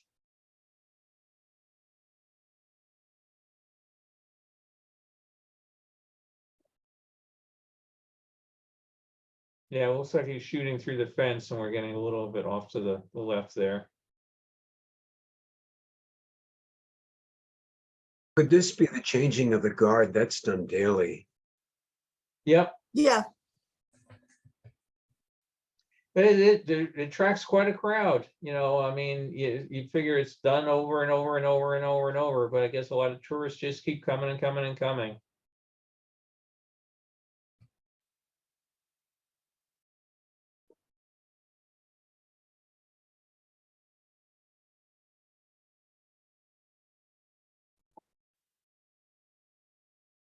I admit, when I went over there, one of the first things I did on a day off is I had to go see the changing of the guard.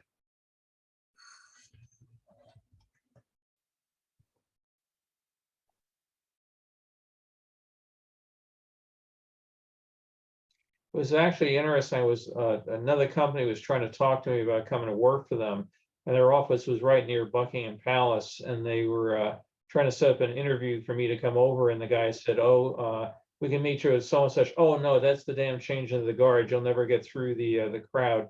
You know, come a half hour early or whatever." But he basically had to, you know, they were so close to the palace, they had to schedule their things based on the changing of the guard and the traffic flow.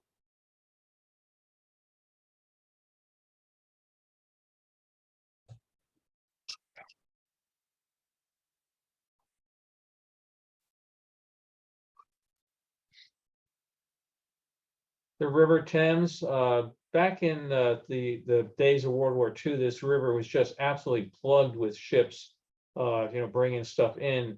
Throughout the 40s, 50s, and into the 60s, it still remained a big seaport. But then they went to more container ships, and then they would, you know, find it much more economical to just bring them into a port on the coast, and then, you know, take the stuff in by container trains and trucks around. So there's hardly any shipping in the area now, but they still periodically still have to open Tower Bridge to let them through. Folks probably know it, but 10 Downing Street's the Prime Minister's home. Back at this point in time, you could walk right up and stand across the street. Now it's blocked off at the end of the street. This is the Horse Guards.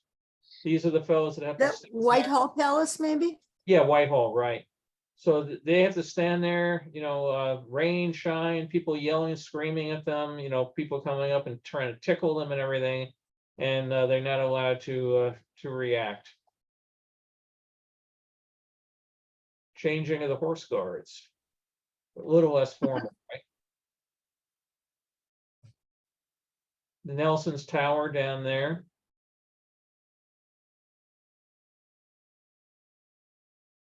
My office was just down the road from here. As a matter of fact, when I was looking at this, I could recognize some shops I had been at, sort of thing, and I was really hoping they caught a picture of my my office, but unfortunately did not.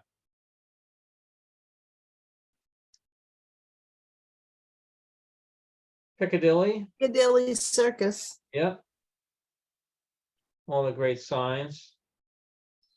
They moved Eros, the statue here, a little off to the side, so traffic does not go all the way around it anymore.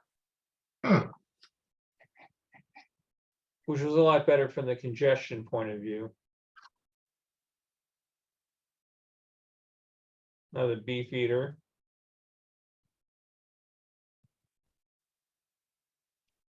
Does he eat at the London Steakhouse? I tell you, I hope their mess hall is better than the London Steakhouse. So whoever did this liked it enough, they went back to the tower. The tower is right off the river. There's actually a gate, Trader's Gate. They would bring people in to execute them. But the famous story is the guy that bought the London Bridge and put it up in Nevada thought that he was buying Tower Bridge, and no, Tower Bridge is still there. And they have a great tour of it. You can take a walking tour going. Oh, there's the Trader's Gate. Oh no, I'm sorry, that's not. That's the one of the pedestrian gate. Trader's Gate looks just like that, but it's down at the water level. They would open it, bring you in on a boat. But you can take a tour of the Tower Bridge, and you go up to the top, walk across those walkways up there. You get a really nice view, and they show you all the mechanism that they use to raise it. This was across the river. There were a lot of buildings that had not been rebuilt after the war, still being torn down. And for trivia people, if you saw Full Metal Jacket with Stanley Kubrick, Stanley did not like to fly on an airplane. So he decided he would recreate Vietnam on some of these abandoned buildings that were on the side of the river that were being torn down for redevelopment. So he brought in a zillion potted plants and made it look like Vietnam, but it was all shot in the ruins over there. You can still see cranes that are on the side of the river. They're almost all gone now because they get next to no shipping that comes in of any worth into there. Yeah, I did the computer work for Stanley for one project. He was a very interesting guy to work for. Talk about a brilliant guy, but 50 years ahead of all the rest of us, and what he would want your computer to do and what it could do, sometimes it didn't quite match. But he had a guy that he called his boffin, British term for a scientific whiz. And Stanley's boffin was, he was quite a guy, and the patience of Job. You can imagine trying to explain to Stanley why things could be done on the film, but not done in reality. Bill, what project did you work on for him? Full Metal Jacket. Oh, Full Metal Jacket. Mm-hmm. Yeah, what they were trying to do was get tighter communication. I put in a very preliminary email system for him. This is back before email really existed, because he wanted to be able to communicate with the money boys back in the States and send them stuff, and trying to send a telex back and forth.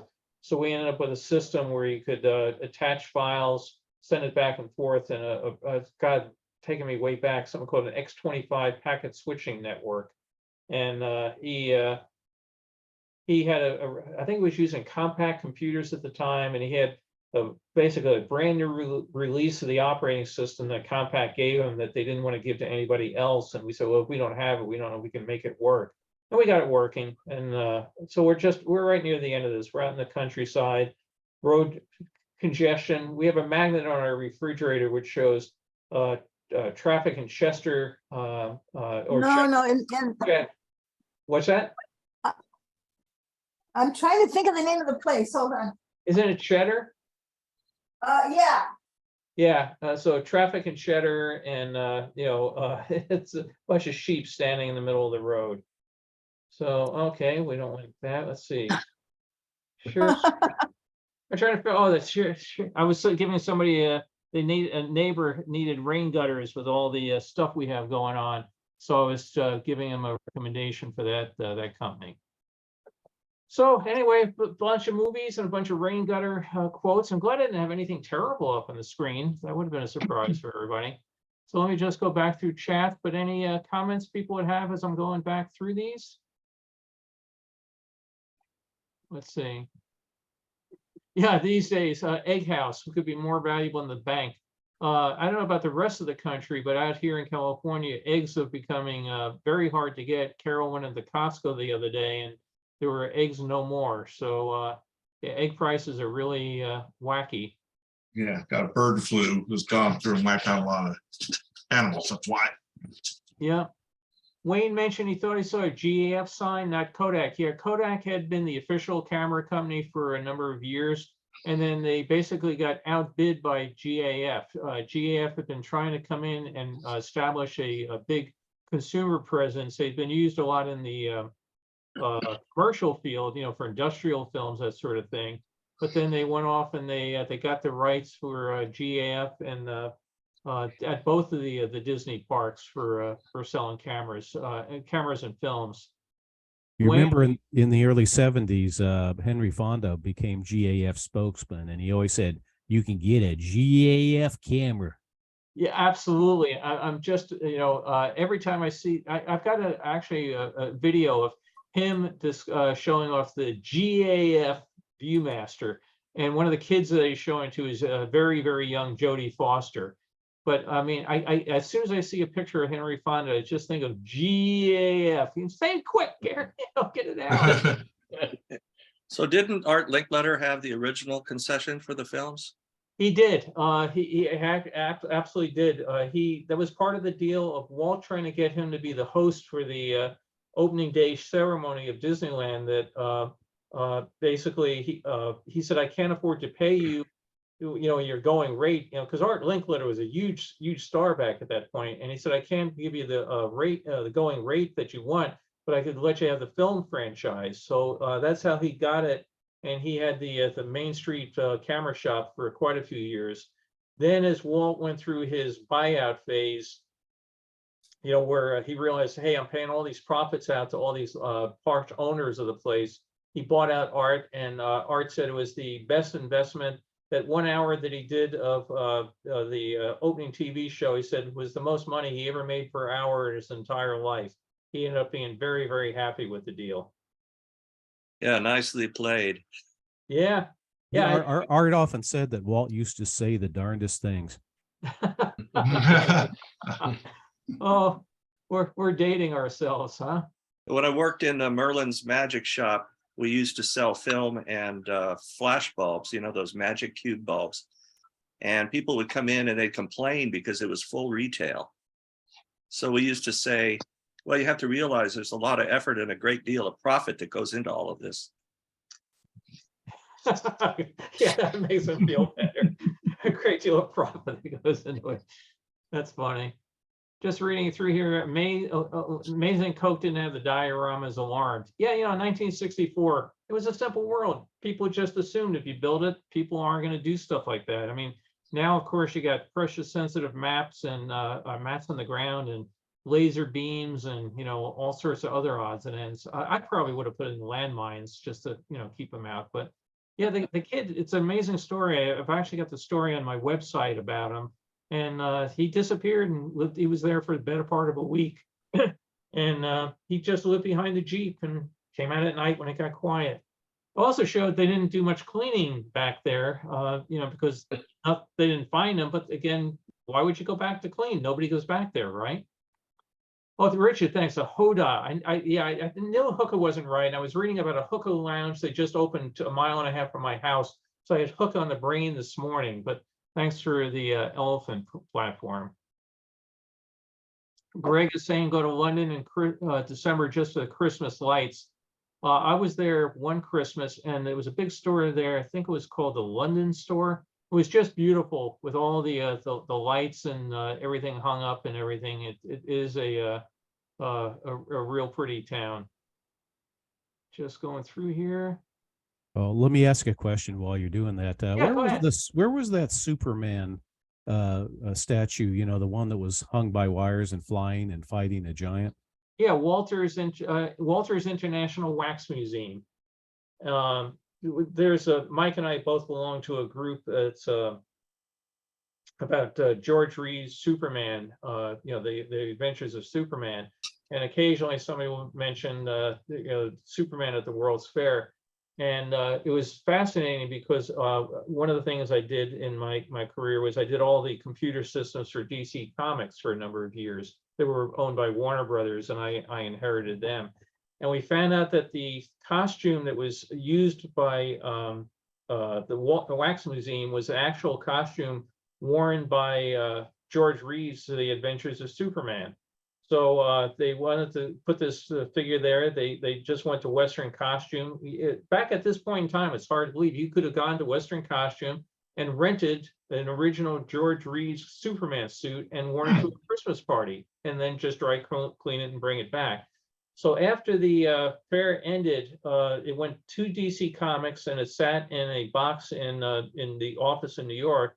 And they would loan it to people again for things like Christmas parties. And this one of the guys did a comedy bit, and you can add in, Mike, here any parts that I'm getting wrong, where he just went out onto the street posing as Superman, just walking down the streets of Manhattan dressed as Superman.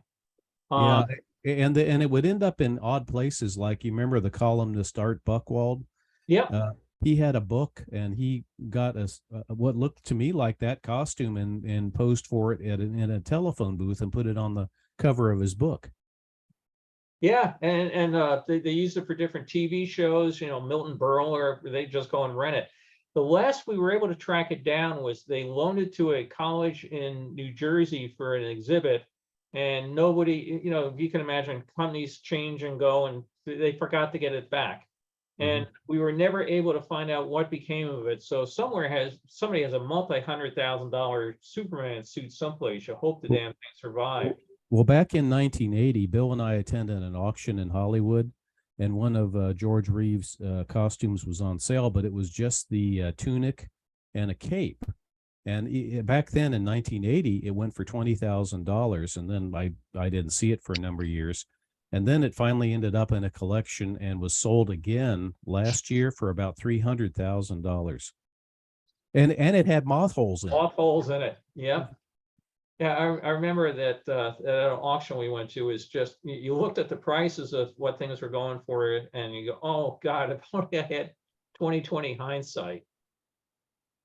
That was the same auction. Both Mike and I, besides fans of Superman, were fans of Irwin Allen, and one of our favorite shows, Voyage to the Bottom of the Sea. So we went out there, and our assignment was just to photograph the exhibits and write an article about it. And I see this flying sub sitting there from Voyage to the Bottom of the Sea, and I got caught up in bidding for it. And I was sitting in the front of the room. Mike and I were up there so we could get pictures, and there was a guy in the back, and I forget the numbers, but it was like $100, $200, $300, $400. And it kept going between me and this guy in the back. And I finally got to something like $1,400 or $1,500. And the auctioneer says, do I have another bid? I said, sold to the man in the back for $1,500. And he goes, that's my job. Well, we walked over to take one last look at it. And this guy walked up to me and said, were you bidding on the flying sub? And I said, yeah, I was. But I got outbid. And he goes, oh, I'm the guy that was selling it, and I have several more. Would you like to buy one? Oh, wow. Oh yeah. And my first thought was, being from New York, this guy's conning me, right? And I said, well, yeah, I guess so. What did you have in mind for one? He goes, well, I don't know. I was hoping to get $300 for it. So I said, okay. Meanwhile, the guy has just spent $1,500 plus the premium and everything is standing there, and his jaw's dropping. So Mike and I went out the next day. This guy turned out to be Greg Jeans, who built like the mothership from Close Encounters of the Third Kind. And I could actually pop up the pictures in there real quick. We went out to his warehouse, and I had my choice of flying subs, which was really nice. Wow. Yeah, Well, you remember, it wasn't quite a warehouse. It was more like a big storage unit. locker. And Yeah. it was crammed to the Jim Jams with Irwin Allen props and other items, including there's only 2 robots made for the original series, and he had the stunt robot there in his compartment in his storage shed, which later sold to that Sci-Fi Museum in Seattle for, I think, $250,000, around there. Let me just share the screen here. 1 second. Go back here. Yeah. If we had the time tunnel that Irwin Allen used, we could go back and correct all these mistakes. Yeah. All right. I should mention. Oh yeah, there you go. Look at you. Very young Bill Look Cotter. at that young guy. That is great. Let you go out without your parents, Bill? What's that? I said, let you go out without your parents the next time? Yeah, right. What's amazing about that's an original Star Trek uniform off there to the side. Now this flying sub had a little hatch here that they could reach out with what you call it, claws to pick up a cable in one of the shows. And you can see they had an interior there with some little figures. It has never been seen since this auction. So wherever it went, we don't know who ended up buying this. But Yeah, this is considered the hero, the best of them, Right. because it had that interior and it was used for most of the underwater shots. And then I saw Bill was going to the next slide. right. So how So- old were you in that picture?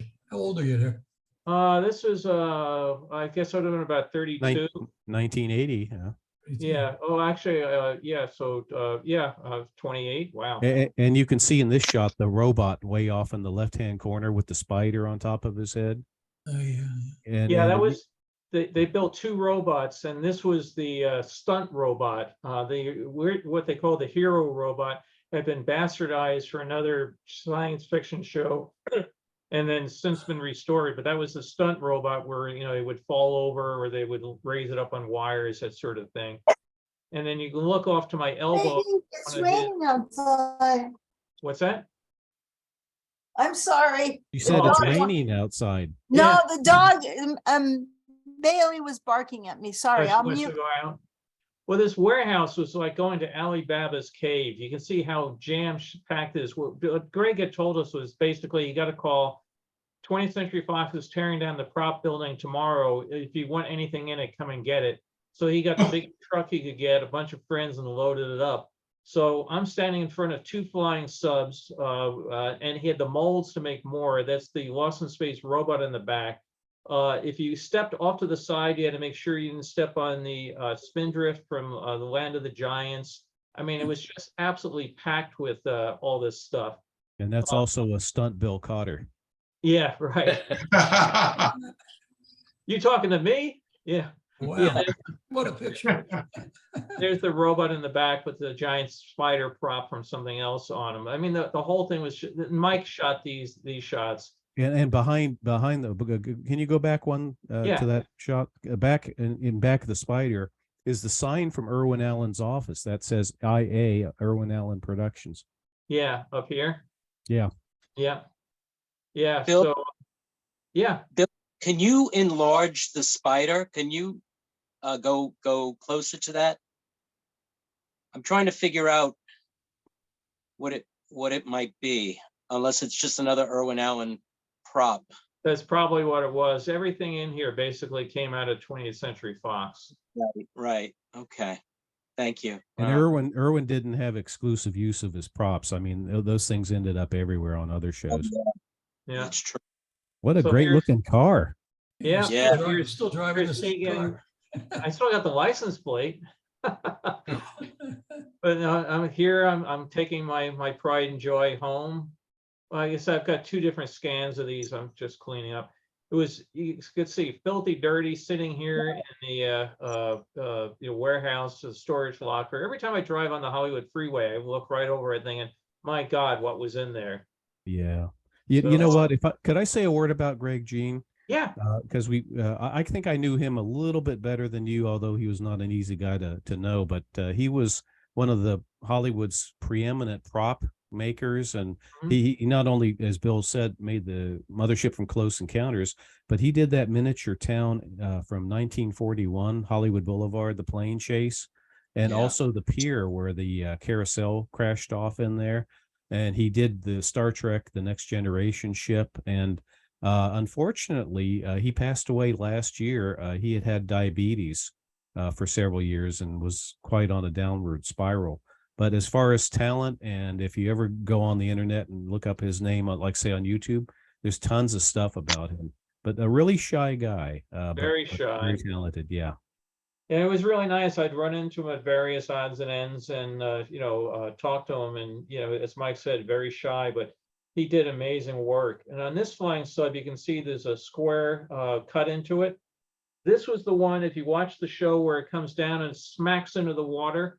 It had a solid front so that it didn't get the front smacked out when it came into the water. And it has two little guide wires on either side, right where I'm moving my mouse now.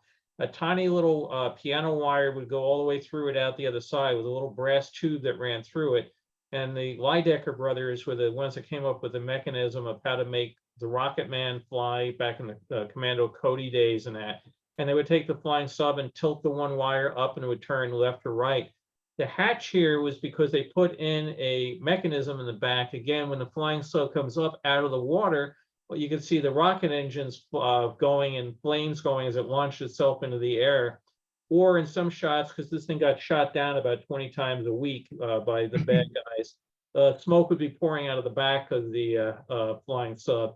So the mechanism is all gone. They had taken out, but that's why I had that cutout into it.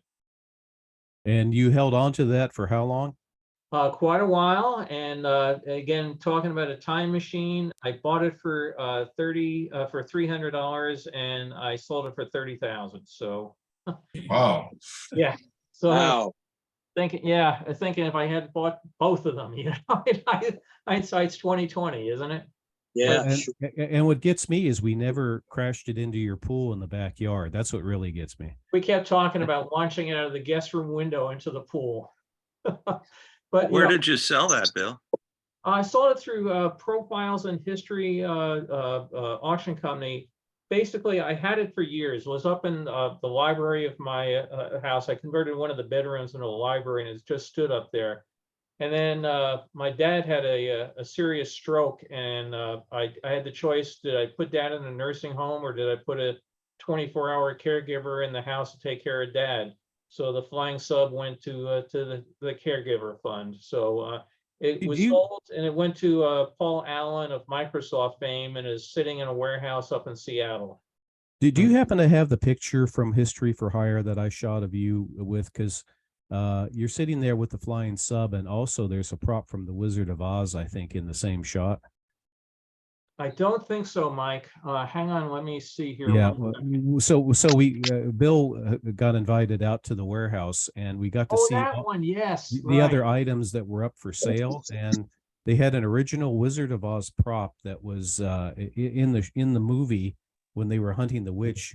I forget which character was carrying it. The Winkies. It was the Winkies, and they were holding the what you call it? The giant lances that they had. No, I was thinking of the spray can. It said which. Oh, that's right. Yeah, that's right. It was an kind of a pump kind of thing that you'd use with aerosol fluid in it, and they were going to use it to kill the witch with some kind of spray. Yeah, I don't know whether I have to. I have so many pictures I got to sort out, but yeah, we'll have to do that in a future. Yeah, meeting. hang on. Let me just see if I can find, because before we go, people had asked about the stream. I'm just sorting here to find through 8 zillion unsorted videos of. When the auction went out there, we went out to the auction house, and it was really amazing. They had one of the radio controlled helicopters they used for doing Airwolf, and I've got a picture of me. I'm kneeling down. Excuse me. Sorry. Next to a life-size Dalek used from Doctor Who. I mean, it was, you talk about kids in a candy store. And again, a nondescript looking warehouse out in Calabasas. It's just amazing what they had out there. Yeah, the guy had a TV show for a while. I can't remember what it was called, but it was on cable, and you got to see the collection and maybe meet some of the people who owned the items. Yeah. Okay, let me, I found the videos here, so 1 second. Let me just queue it up.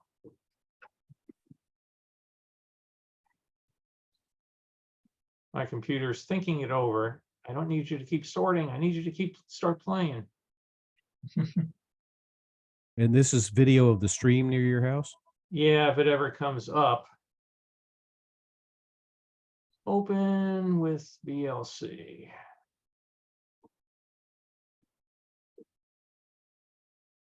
Okay, hang on here 1 second. I've got, okay, share screen. Come here, share screen. Optimize for video, okay. I want to share this. Oh no, I want to share that. Okay. So this is what you go down the river. This is near the end of it as it leaves our area. This is I just shot this the other day. I was out on patrol. A woman that I patrol with had never seen the stream flowing, so I came down to just show it. So this is not the big storm sequence. I'll find that here in a second. But you can see they had to put it in a channel there to you know, prevent it from destroying people's houses and stuff. So this gives you more of a view of it. Come on.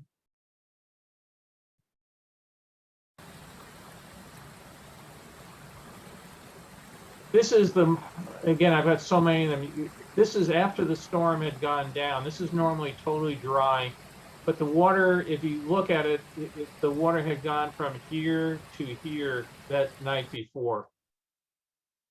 I'm gonna find and see if I have another one. I've got a bunch of scenes of muddy streams here. You live right across the street from that stream? Yes, I do. I can see it coming up very rapidly. Yeah, it's one of our little waterfalls here. I'm standing on the bridge that now the water is going under for me. Bill, you got the gray box in there again. Oh, okay. Yeah. Yeah. Anyway, that's just, I mean, it's a tiny little stream. It's called Bee Canyon Park, and it comes out of the mountains behind us, and it's recharging today. So I'll go back out and I'll take yet another picture of it. But it was great fun. Like, so when the kids were young, and we had tons of extra wood from rebuilding the house. At this, somewhere down below, there's probably people saying, "God damn it, who's sending all these boats down here?" But we were having fun. Do you ever go out to a place called Millard Falls? No, where is that, Glenn? It's somewhere north of Pasadena. Let me look it up. It's like a stream, and you have to wade back and forth through it. So you want to wear, you know, sandals or some kind of waterproof shoes. And then you get down to it, and it's a pretty tall, probably right now it's huge, and people get under it. I think we might have gone there. Carol and Neil went there one day, and I tried to take them out, and there wasn't any Yeah. parking nearby. There are a bunch of houses at the bottom. Is that the one you mean? Like- It's been a long time since we were homes? there, but there is a parking lot, and I think you have to pay something. Well, there's a small community down there, but you have to bring in all of your own supplies on foot. There's no way to get down there with a car. And at the very end, there's a waterfall, if I remember correctly. Yeah, I think they actually have a company that will bring stuff in for you still by mule. You know, you have to Maybe so. schedule it. But yeah, Carol and Neil and I went out one day, and I could not get a spot in that lot, so I dropped them off. And then another day, Neil and I went back out, and it is a beautiful hike, and it is quite an interesting drop of the falls. Yeah, if you just Google map it, you'll see it's just a bit north of Mount Low Road trailhead. And it shows a parking lot, and then it's a pretty good hike, maybe a mile or so up the Yeah. stream. Yeah, Yeah, we sounds like where we were. we went to that one. Again, I'll have to sort out the videos, you know, and label them, but it's beautiful up there. And the day Neil and I went, we were very lucky. It was hardly anybody out, because I think we went during the weekend with Carol, and Neil and I went during the week one day, and it was just gorgeous. And you have no idea you're that close to Pasadena. Well, even here, if you guys like when my brother was out, we took a hike through the park that's right above our house. You would not, you leave my house, and 15 minutes later, you're absolutely surrounded by just nature. Yeah, you can't see a building, you can't see anything. And then we also went to Aliso Canyon Park, which is just about 3 miles to the east of us, or west of us rather. And once you leave the trailhead, you can kind of see up there. That's the one that burned all the houses out on the top of it. But some beautiful oak forest, and you just walk through there. We have some really very, very nice areas to go hiking. I've never seen water or much water in Aliso Canyon. I'm really looking forward to walking up there now and seeing it, because there's a pretty good sized stream that goes through there. So anyway, I hope people enjoyed it. I thought the 64 film, the Disneyland film, I thought was fun, because the guy knew what he was doing. I'm looking forward to finishing the restoration on it. This past week, I got 8 more films in the mail, so I keep busy. I know. I keep saying I got to stop doing this. I get there's one I can't afford not to get. You know. And, Where do you keep finding these things out there, on eBay? Mostly on eBay, yeah. And then what's actually interesting is I've got a little business going where I've been restoring films for people. And, you know, sometimes people are like, oh, I don't want this film anymore. Do you want it? And I have a really hard time throwing away somebody's movie. And I try to convince them to get it back. But that's where, you know, sometimes the guy was like, I really don't want it back. Just keep it. Okay, I don't need one in a 1970 or whatever, but I'll keep it. So and again, I have the whole bunch of ones I'm just looking at here from the 64 fair. Oh, and the other nice thing is I now have the capability to do 16 millimeter. So I'm really looking forward to that. The guy that builds the scanners needed a favor. I did him a favor and he sent me the free 16 millimeter upgrade kit.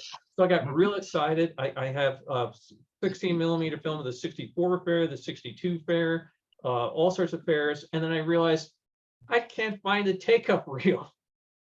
So I have 10 different films all ready to go. So I have to go to Burbank on Monday and pick up a take-up reel for the 16 millimeter thing. So I've got like this, the film guides, the aperture plates, and the films are all cleaned and ready to go. But I can't.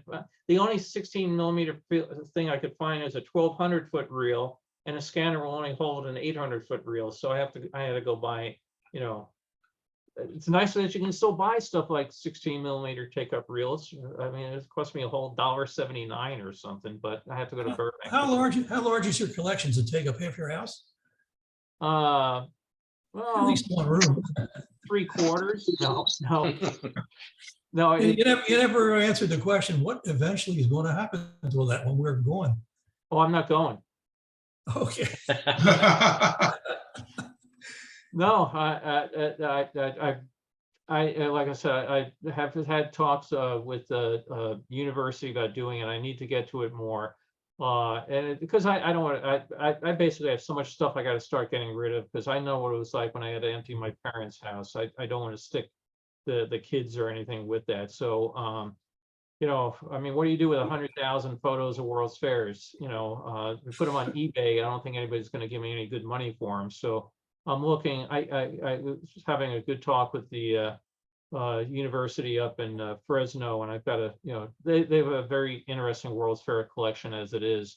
We got detoured because they didn't want to come down here and I didn't want to go up there. So now that maybe we'll make a field trip and look into it. But I am trying to find some place to go to where it goes. The trouble is, like, I'm looking at my closet. I mentioned before, it is absolutely floor to ceiling.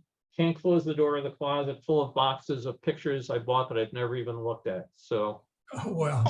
I have basically stopped buying many pictures on eBay. Now I've switched to movies. The trouble with the movies is they take so long. Like I said, literally the Disneyland movie is a 30-minute movie. You know, you scan it 3 times, that's 30 minutes each time. Well, an hour to clean it, you know, an hour and a half to scan it, but then it takes the first pass of cleaning was about 3 hours per reel, so that's 9 hours there. And then it takes, I think of about 12 hours into editing and scene corrections and changes, and then it takes 6 hours to export it. So, you know, all that during that period of time, I keep looking and saying, oh, I could be doing a picture during that time, or how many pictures got to get done. Hey, it keeps me out of bars. So Bill, I assume you have a 8mm Super 8 film splicer. Yes. What kind do you have? Kodak. It's a really neat thing. And what I do is I use Kodak press tapes. You can still get the chemicals and do the overlapping and, you know, chemically splice them together. The press tapes I find work really, really well. They hold up really well. And it also handles 16 millimeter film as well. So that was one of the other things I realized, I need to have some 16 millimeter press tape and some 16 millimeter leader, that sort of stuff. But there's a guy named Larry Urbanski still makes the press tapes in Chicago that you can buy. And they work really well from my point of view. Do you still have films that you need to splice? Well, I have some films. I haven't pulled them out and run them for a long time, but when I was in film school, I bought a Bolex. Oh, yeah. The splicer, which it's got the little things that flip over and scrapers, and it does a real nice job. And but it is a wet splicer. So, but if you have something that works for you and you're only running them probably once through the scanner, then that's great. But I was going to recommend one. I've just looked on eBay and you can buy all kinds of them for $40. Yeah, I like the press tape splicer because most of the ones that I've seen where and the Bolex I know is really nice, but you can see where the chemicals are used to overlap them or kind of glue them together and everything. So I end up taking all that out. So you go from, because otherwise you kind of go from the scene gets dark, gets light again. I just tend to take all the splices out digitally to make it Right. less jarring between the cuts.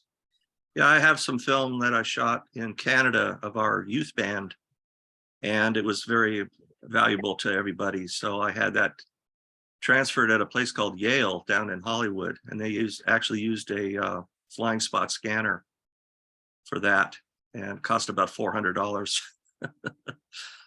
But I did the same thing. I cut out all the splices and then I relayed the soundtrack on it. What's interesting is there's so many ways you can go with this. And Mike Clark loaned me a unit. He had bought a Wolverine scanner, and I started playing with that. And now there's and I mentioned this in a prior talk. Kodak is when they call the Kodak reels, and those things go in the $400 range. Then you can also go up to the $100,000 scanners, the flying spots and that sort of stuff. And what I really get a kick out of is the film snobs that are looking down in their nose at all the people with the $400 scanners. Oh, that's terrible. You should just throw your films away. It's not even worth it. To me, somebody's got a $400 scanner and they're able, like you said, you did one film, it cost you $400. If they're able to go 10, 20, 30 reels of dad's films for $400 and they're happy with the quality that they're looking at their TV, that they haven't seen them in 40 years, to me, go with it. I mean, you can go crazy with this stuff, and I've gone a little crazy, but to me, get the $400 scanner. It's cheaper than spending, and that's why I bought the scanner that I did. I had a reel of my family film done, and I realized just for my family films what that was going to cost me as opposed to buying a scanner. So I ended up going to buy one. Yes, plus the rank Cintel is about the size of a big dishwasher. Yeah. Well, I think they're bigger than that these days. There's some of them where they have wet gate scanners where film goes through a chemical bath and it takes out an awful lot of the scratches and everything as it goes through. But then it's got to go into the bath, dry it, and then rewind. I mean, they're absolutely monumental, but they're $100,000. Yeah. Well, when you mentioned Wolverine, I think those big sharp talons would scratch the film. That's why you get the Kodak one. So, but no, there's a million ways to do it. And like I said, if you have just a couple films, you don't want to spend, $400 a piece on, do the scanner. And then what also is then if you find one that out of the dozen films you have one you really want to have done, then have that done. Or if anybody on the chat has a family film you'd like to see how it turns out, just get in touch with me. I'll do a sample reel for you. I mean, I did a bunch for Kenneth. I think you were happy how they turned out. They were good. They were great. Well, the stuff you're showing us here is really good. So yeah, I think you've got it, especially with all that cleanup stuff you have. Well, it's interesting. Let's see if I can find it real quick. I had a picture thing here. I got to just find it. Where did I put him? I think I called it Kenneth. Looking for the comparison shot. Yeah. And I gotta say, the films that I sent out were tough. It was my dad's 8mm, spring-loaded thing, so the speed is variable, and he has a lot of photographs of his forehead as he checks the number of feet left in the reel. And I don't think either of us edited those out though, so they're there for local color. Yeah, no, the ones that you sent me were definitely a challenge. I came across the pictures just the other day, and I'm trying to remember where they were. But yeah, Kenneth had them done by a professional company, and then there's different levels of profession. There's a whole bunch of these big box companies just take your film, put it in the scanner.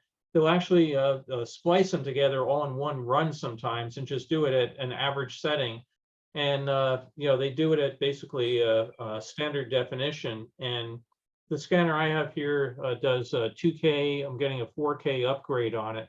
And, you know, you can get a big thing. I'll have to find it for another time, but, you know, it's like a rat hole, you know, you go into it and, you know, the color correction and the lighting correction scene by scene. But my attitude is I'm only going to do it probably once and get it done.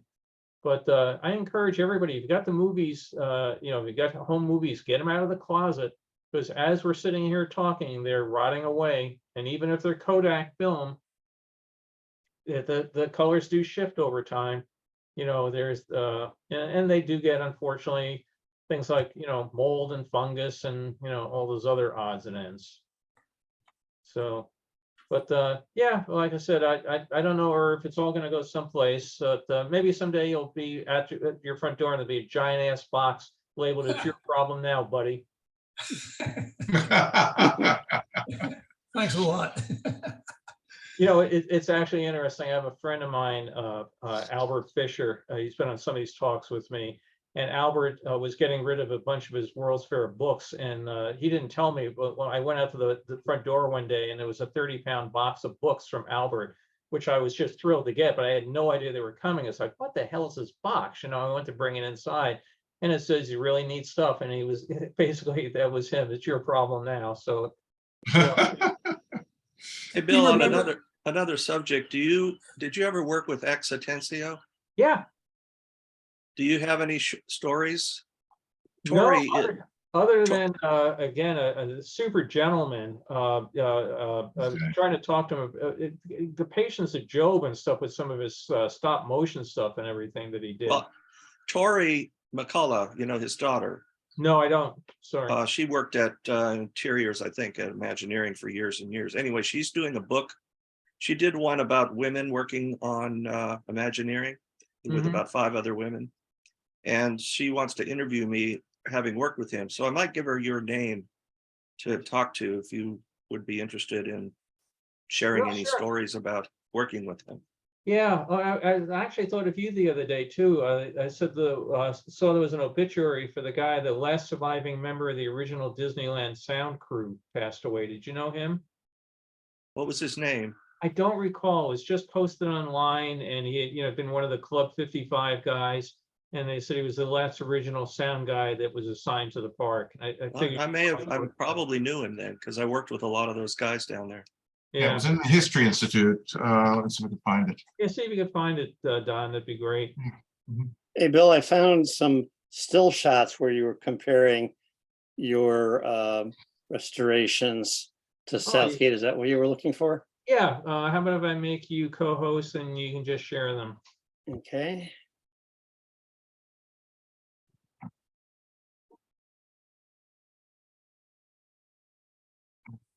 That was, who did this? Was that Koenig or was that who did the 55ers? I have the book.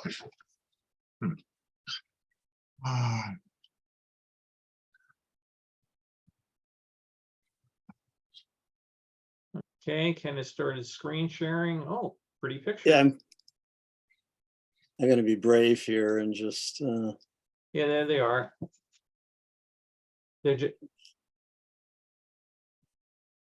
Yeah, so that's the picture on the left that Kenneth had a company transfer, and there's the one I did on the right.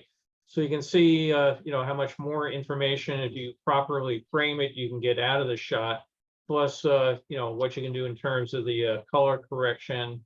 And then also, if you just look at the words hook and ladder, how much sharper you can get it. So you don't mind flipping through them. Is that you, Kenneth?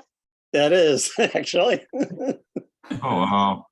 Little skinnier back then. Yeah, taken out about 2 or 3 weeks ago. Yeah. So again, this is where the difference comes. If you color correct it, you know, you get the red out of it. What's actually interesting is you end up, because it's a much higher definition thing, you can actually see more of the film damage that's in there, which now I've gotten better at, you know, electronically taking out. But that's just another example of commercial versus home blown. Yeah, this one, the big difference is the color, I think, of the daffodil fields. And plus the framing. I mean, you actually have feet now in it.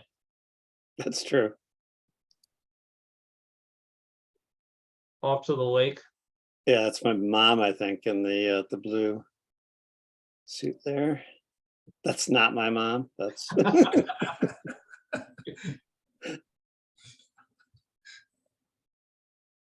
and here the rooster got very much clearer in the restoration. Peacock.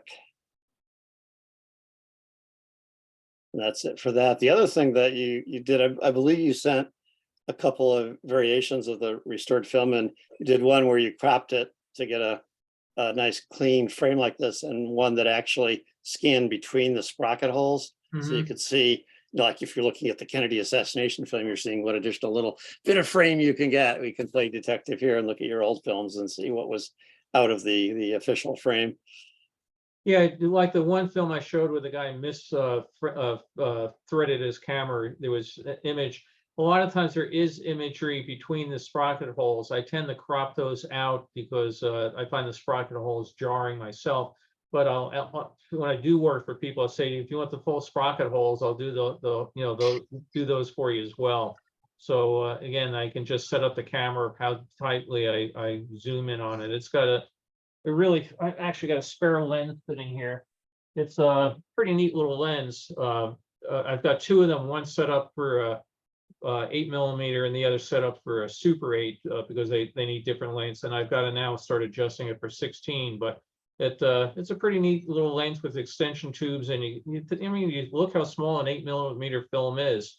I can get right down into it, so it works out well. Hey, Bill, Yeah. are there any calibration films for the scanner? I have a couple of calibration slides for my slide scanner, but it's good for the initial setup, but it really doesn't do anything for the faded slides because, of course, they're no longer standard. Yeah, there is a company, Cinematech, I think it was called, that did 8 and 16mm calibration films. And I said, oh, I want to go get one. And I found out they were $300 to $400 because they don't make them anymore. They were done in association with one of the standard groups for optics. And then as somebody on the film group that I belong to said, well, you don't want one anyway, because you're going to be focusing and everything on that particular film. And then now when you go to the film that it was shot on, it's going to be slightly different. So unless you take your film and splice it to every single reel and then, calibrate the focus and everything. So what I do is I run the film, not recording, and I have it sitting on I guess that's a 30-inch screen. I can look at it, fine tune it, try to get it into the, the proper focus. On the lens, I can also change the f-stop on it to try to adjust it. It's variable. And then I'll rewind the film and then and record it. And then, like I said, sometimes I have to do it, sometimes as many as 4 times because just the film is not even all the way through.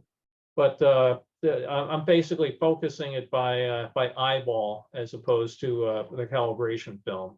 As far as color goes, I found that that initial calibration is great if you have unfaded slides, but if the slides are faded, you really have to depend on the automatic color correction to fix them. Just using the calibrated setting just gives you a faded picture of the faded slide.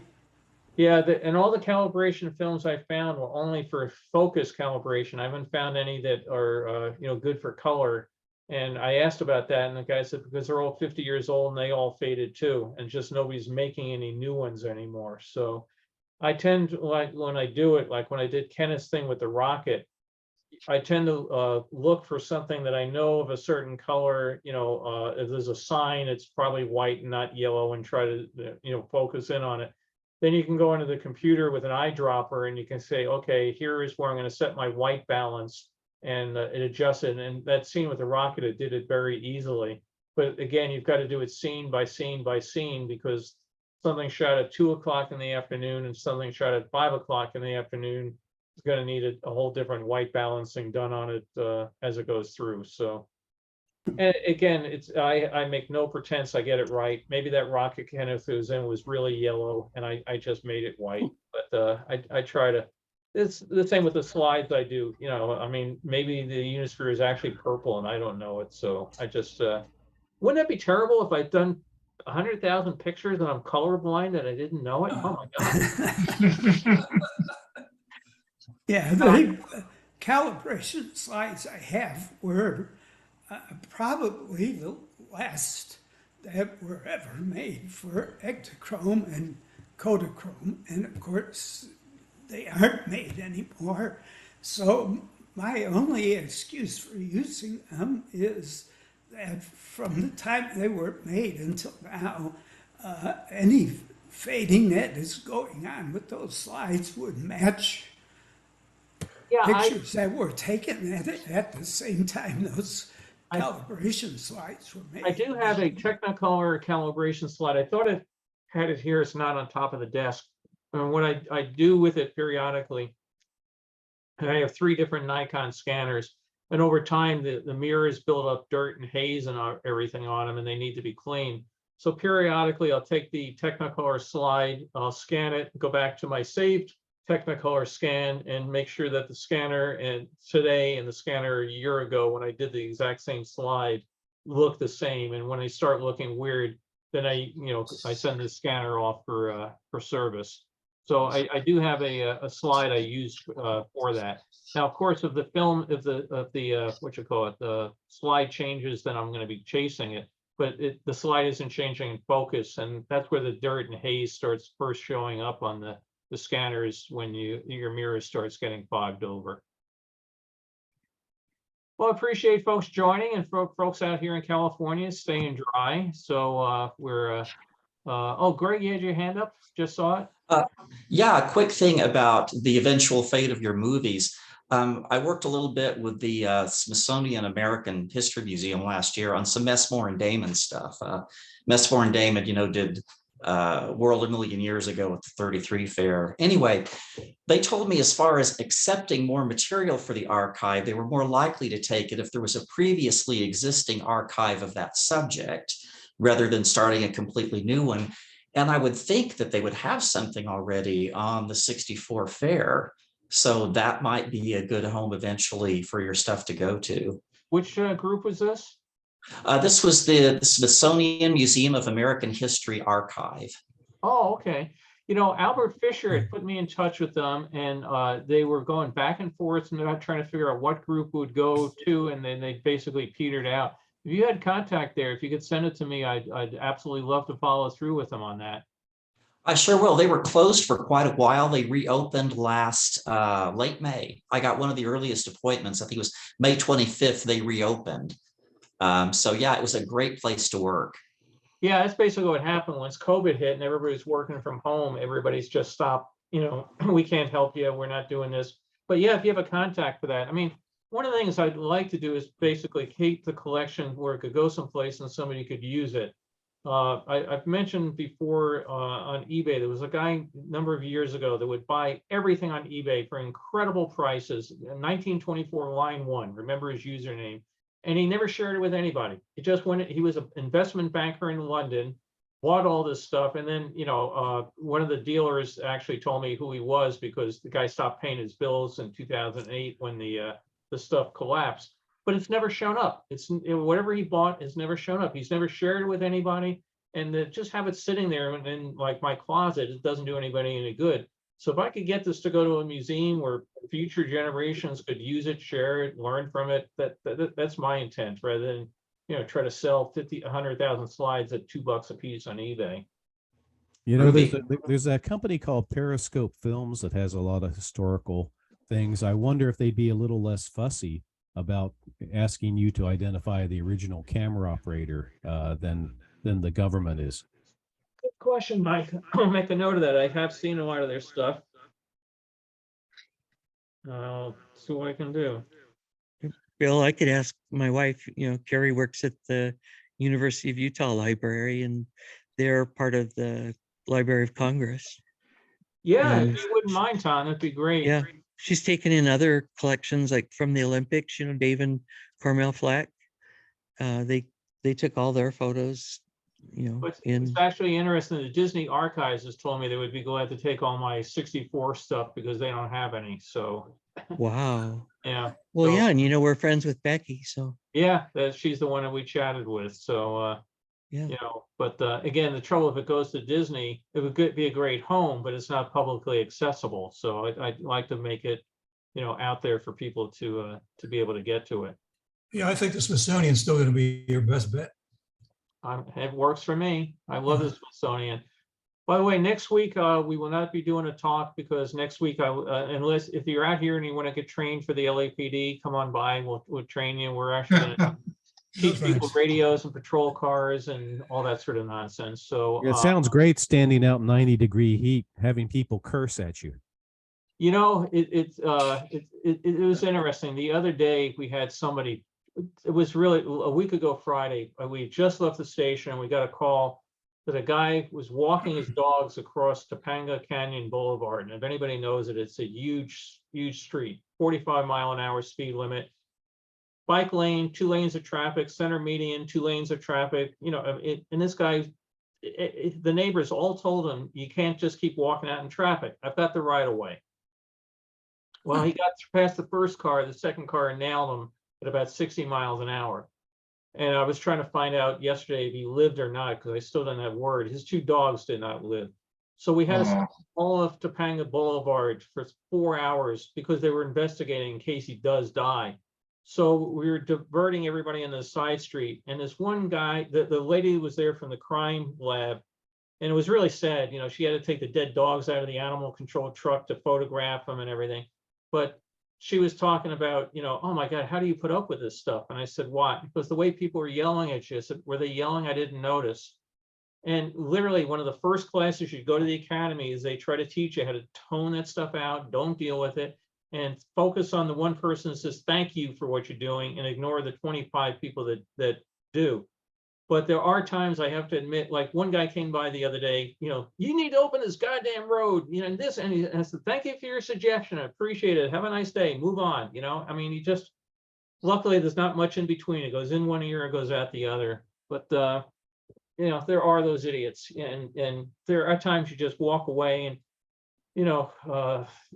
you just can't believe people are the way they are. The poor guy is lying in the road, and we're supposed to just let you go. It doesn't work that way. I don't know how you can protect yourself against people like that either. You can, or what you just try to do is ignore them and tone them out. I've only had one guy ever go bonkers to the point where I called for a backup unit to come.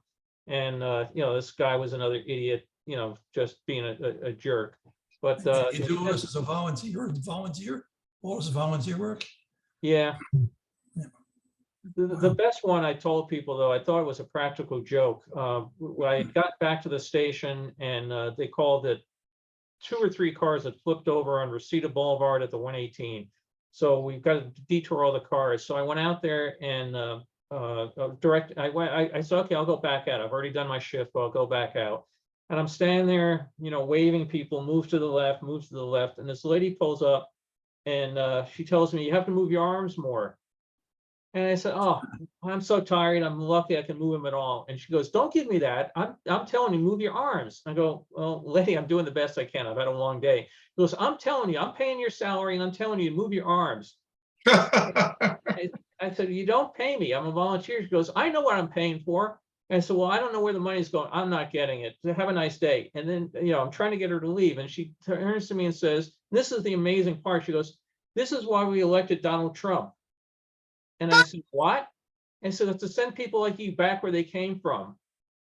And he can't be any whiter than me, right? And I said, well, I'm sorry. I don't want to go back to Brooklyn. Have a nice day, And I tried to figure, I said, one of my buddies putting me up for a joke or something. And I went back and told the watch commander and he goes, oh, after a while, you've heard everything. Go back to where you came from.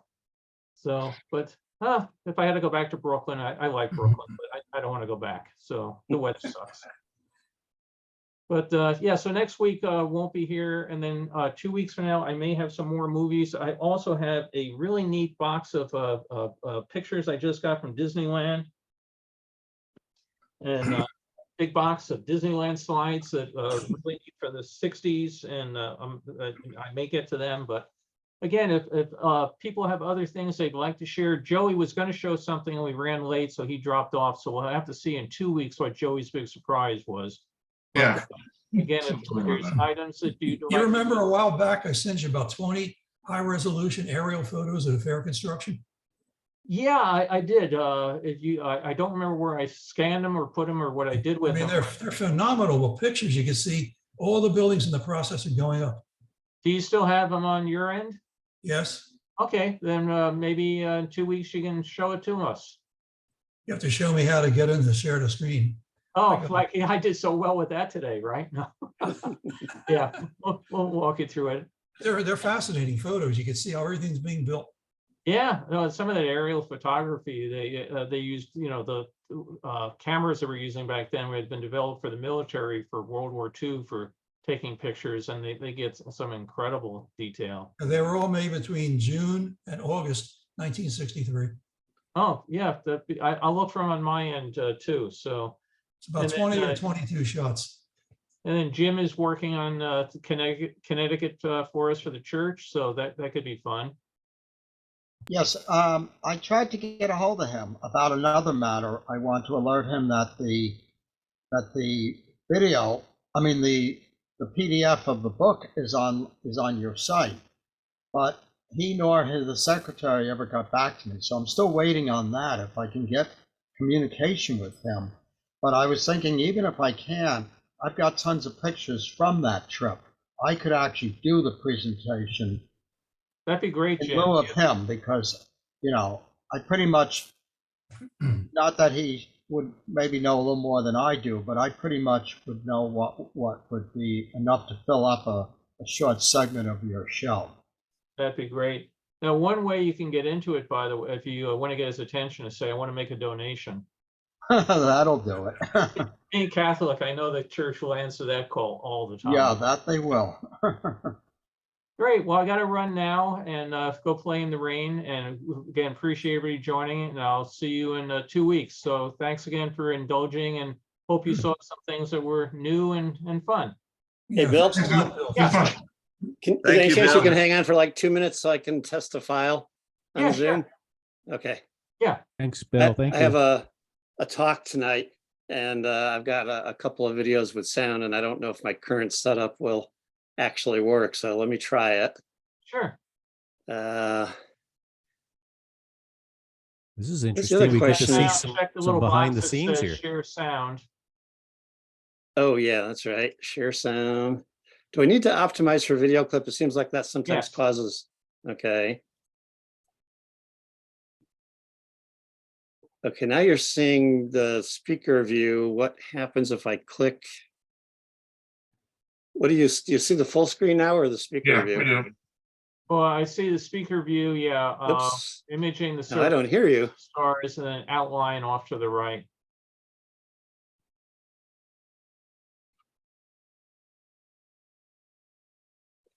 And it went Okay, away. your sound went away.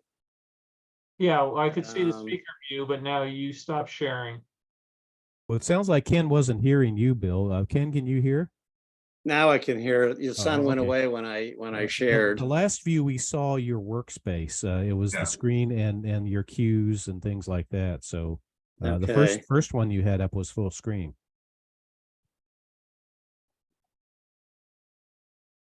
Okay.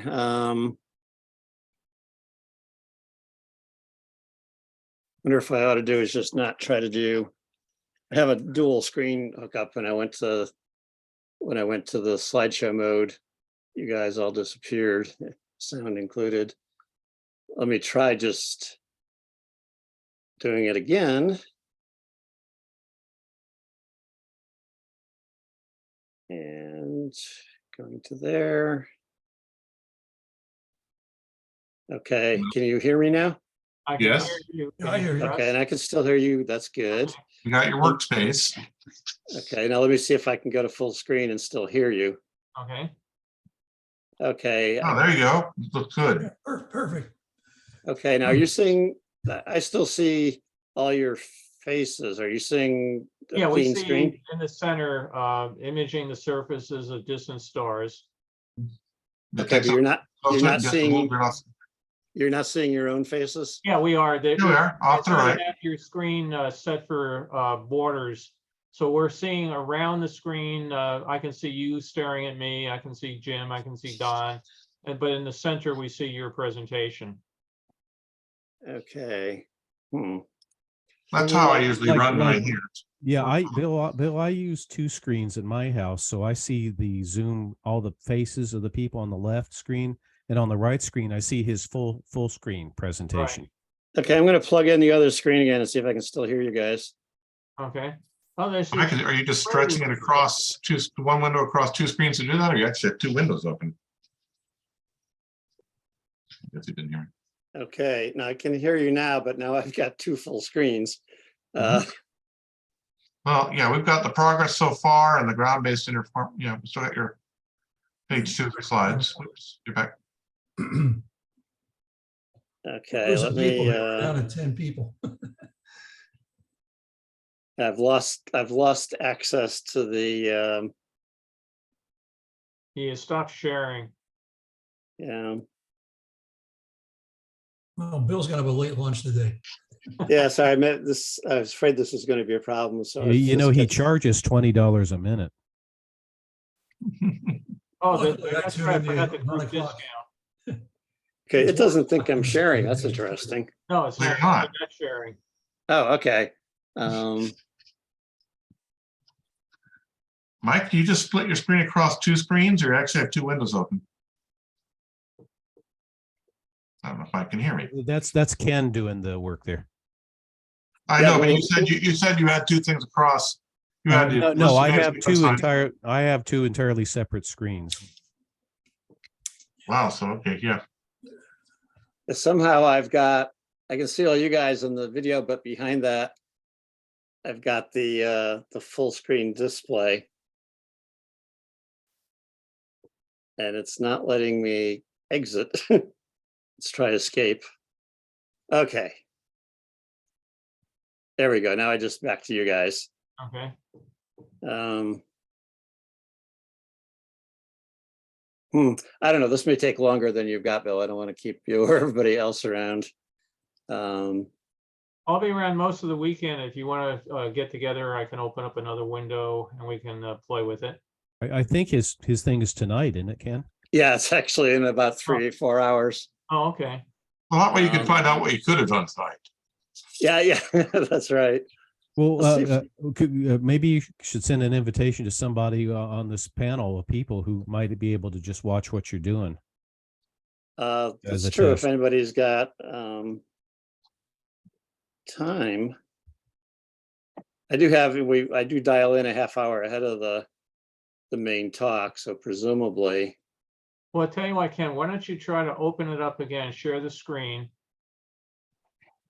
Okay, and you, if you were seeing your workspace, so you want to go to full screen, what is it called, theater mode down the bottom.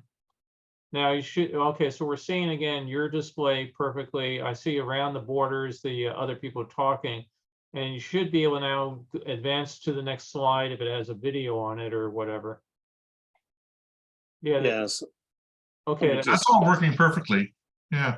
Just going real fast through them. Yeah, and I'm doing that to try to get to a video. Oh, okay. I was going to say, I recognize the shower array. I was just up there 2 weeks ago. Yeah, I thought you might recognize. So this one's like an animated gift. Isn't part of Ken's question about people who are watching at their houses on either one screen or two screens? I think that might be part of the issue here. Well, that's a secondary question. You know, it'd be nice to be able to do too, but I can certainly, right now I'm just doing it on one you screen. Can't control how many screens people have at home, but oh no, I can tell you this, I have two and your thing is perfect on my right screen. Oh, there it goes. Yeah, sound on the video. Everything looks good. Looks great. Okay, so that works, and it started out really, really loud, and then I dialed it down here. Is it okay volume at your end? Yeah. The video is absolutely perfect. No lag or jitter or anything. Okay, perfect. So the last question, then right now I still have a set of commands on the top of my screen. Control Shift Alt H. That's what you were talking about earlier. Right, Control Shift Alt H. Alt H, and to use that to go back. Escape will do it. Or Control Shift. Is that a Mac command or a PC command? it's a Zoom command. Yeah, I don't have an Alt, but maybe Oh. that's Option. Maybe Control Option. Now let's stop the video. Yeah, that box was not showing on my screen, by the way. Okay. Yeah, I didn't see it either, so I don't think you need to worry about it. Now we're back to your workspace view. Yeah, I did that because I got locked up. Yeah. Now, is that the movie still working now? Yeah. Yep. Okay. Very good. So I can Say live with that something? little thing on the top. Yeah, it's not All right, say showing here something. at all. So if I just show my entire desktop and keep everything else away, it'll be fine. Okay. I want to say the audio sounds like it's coming out of your speaker and into your microphone rather than electronically, internally coming through. There's a checkbox or something when you go to do the share. There's a checkbox to have the audio, the computer audio, be broadcasted. I can tell that by the echo and the, that I'm hearing. Oh, there's a box that says share sound. Yes, you wanna have that on because what we're hearing is your monitor speaker is going into your microphone, not going through internally. Okay, tell me if that's still true right now. Sounds like it is.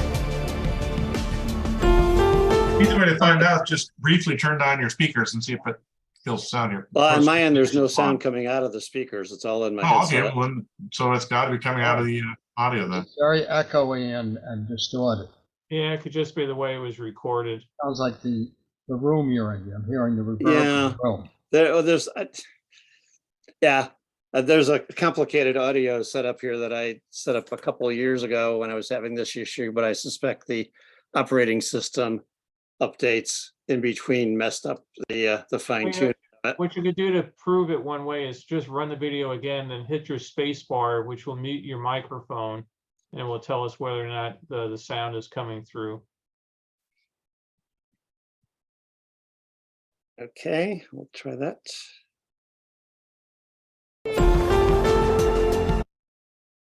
No, it stopped. Yep. Well, that gives you something to work on. Okay, that's at least close. I don't have. The sound isn't too bad. Yeah, it's not nothing critical either. It's just there's a couple of the videos are actual, professional press release kind of thing. So they got cute little music and stuff in the background. So I'll go through them and see whether it's worth actually, keeping the audio or just talking over. Most of them are captions. So in terms of what the video people are saying, it's not necessary. Now you just need Ken to send your email out so Mike and Jim and Don, everybody knows where to send the bill. That's right. Okay, thanks a lot. Maybe sometime in the future, we'll with one of you try to really spend some time to debug it and Yeah, redo the anytime you system. want, we'll set up a time.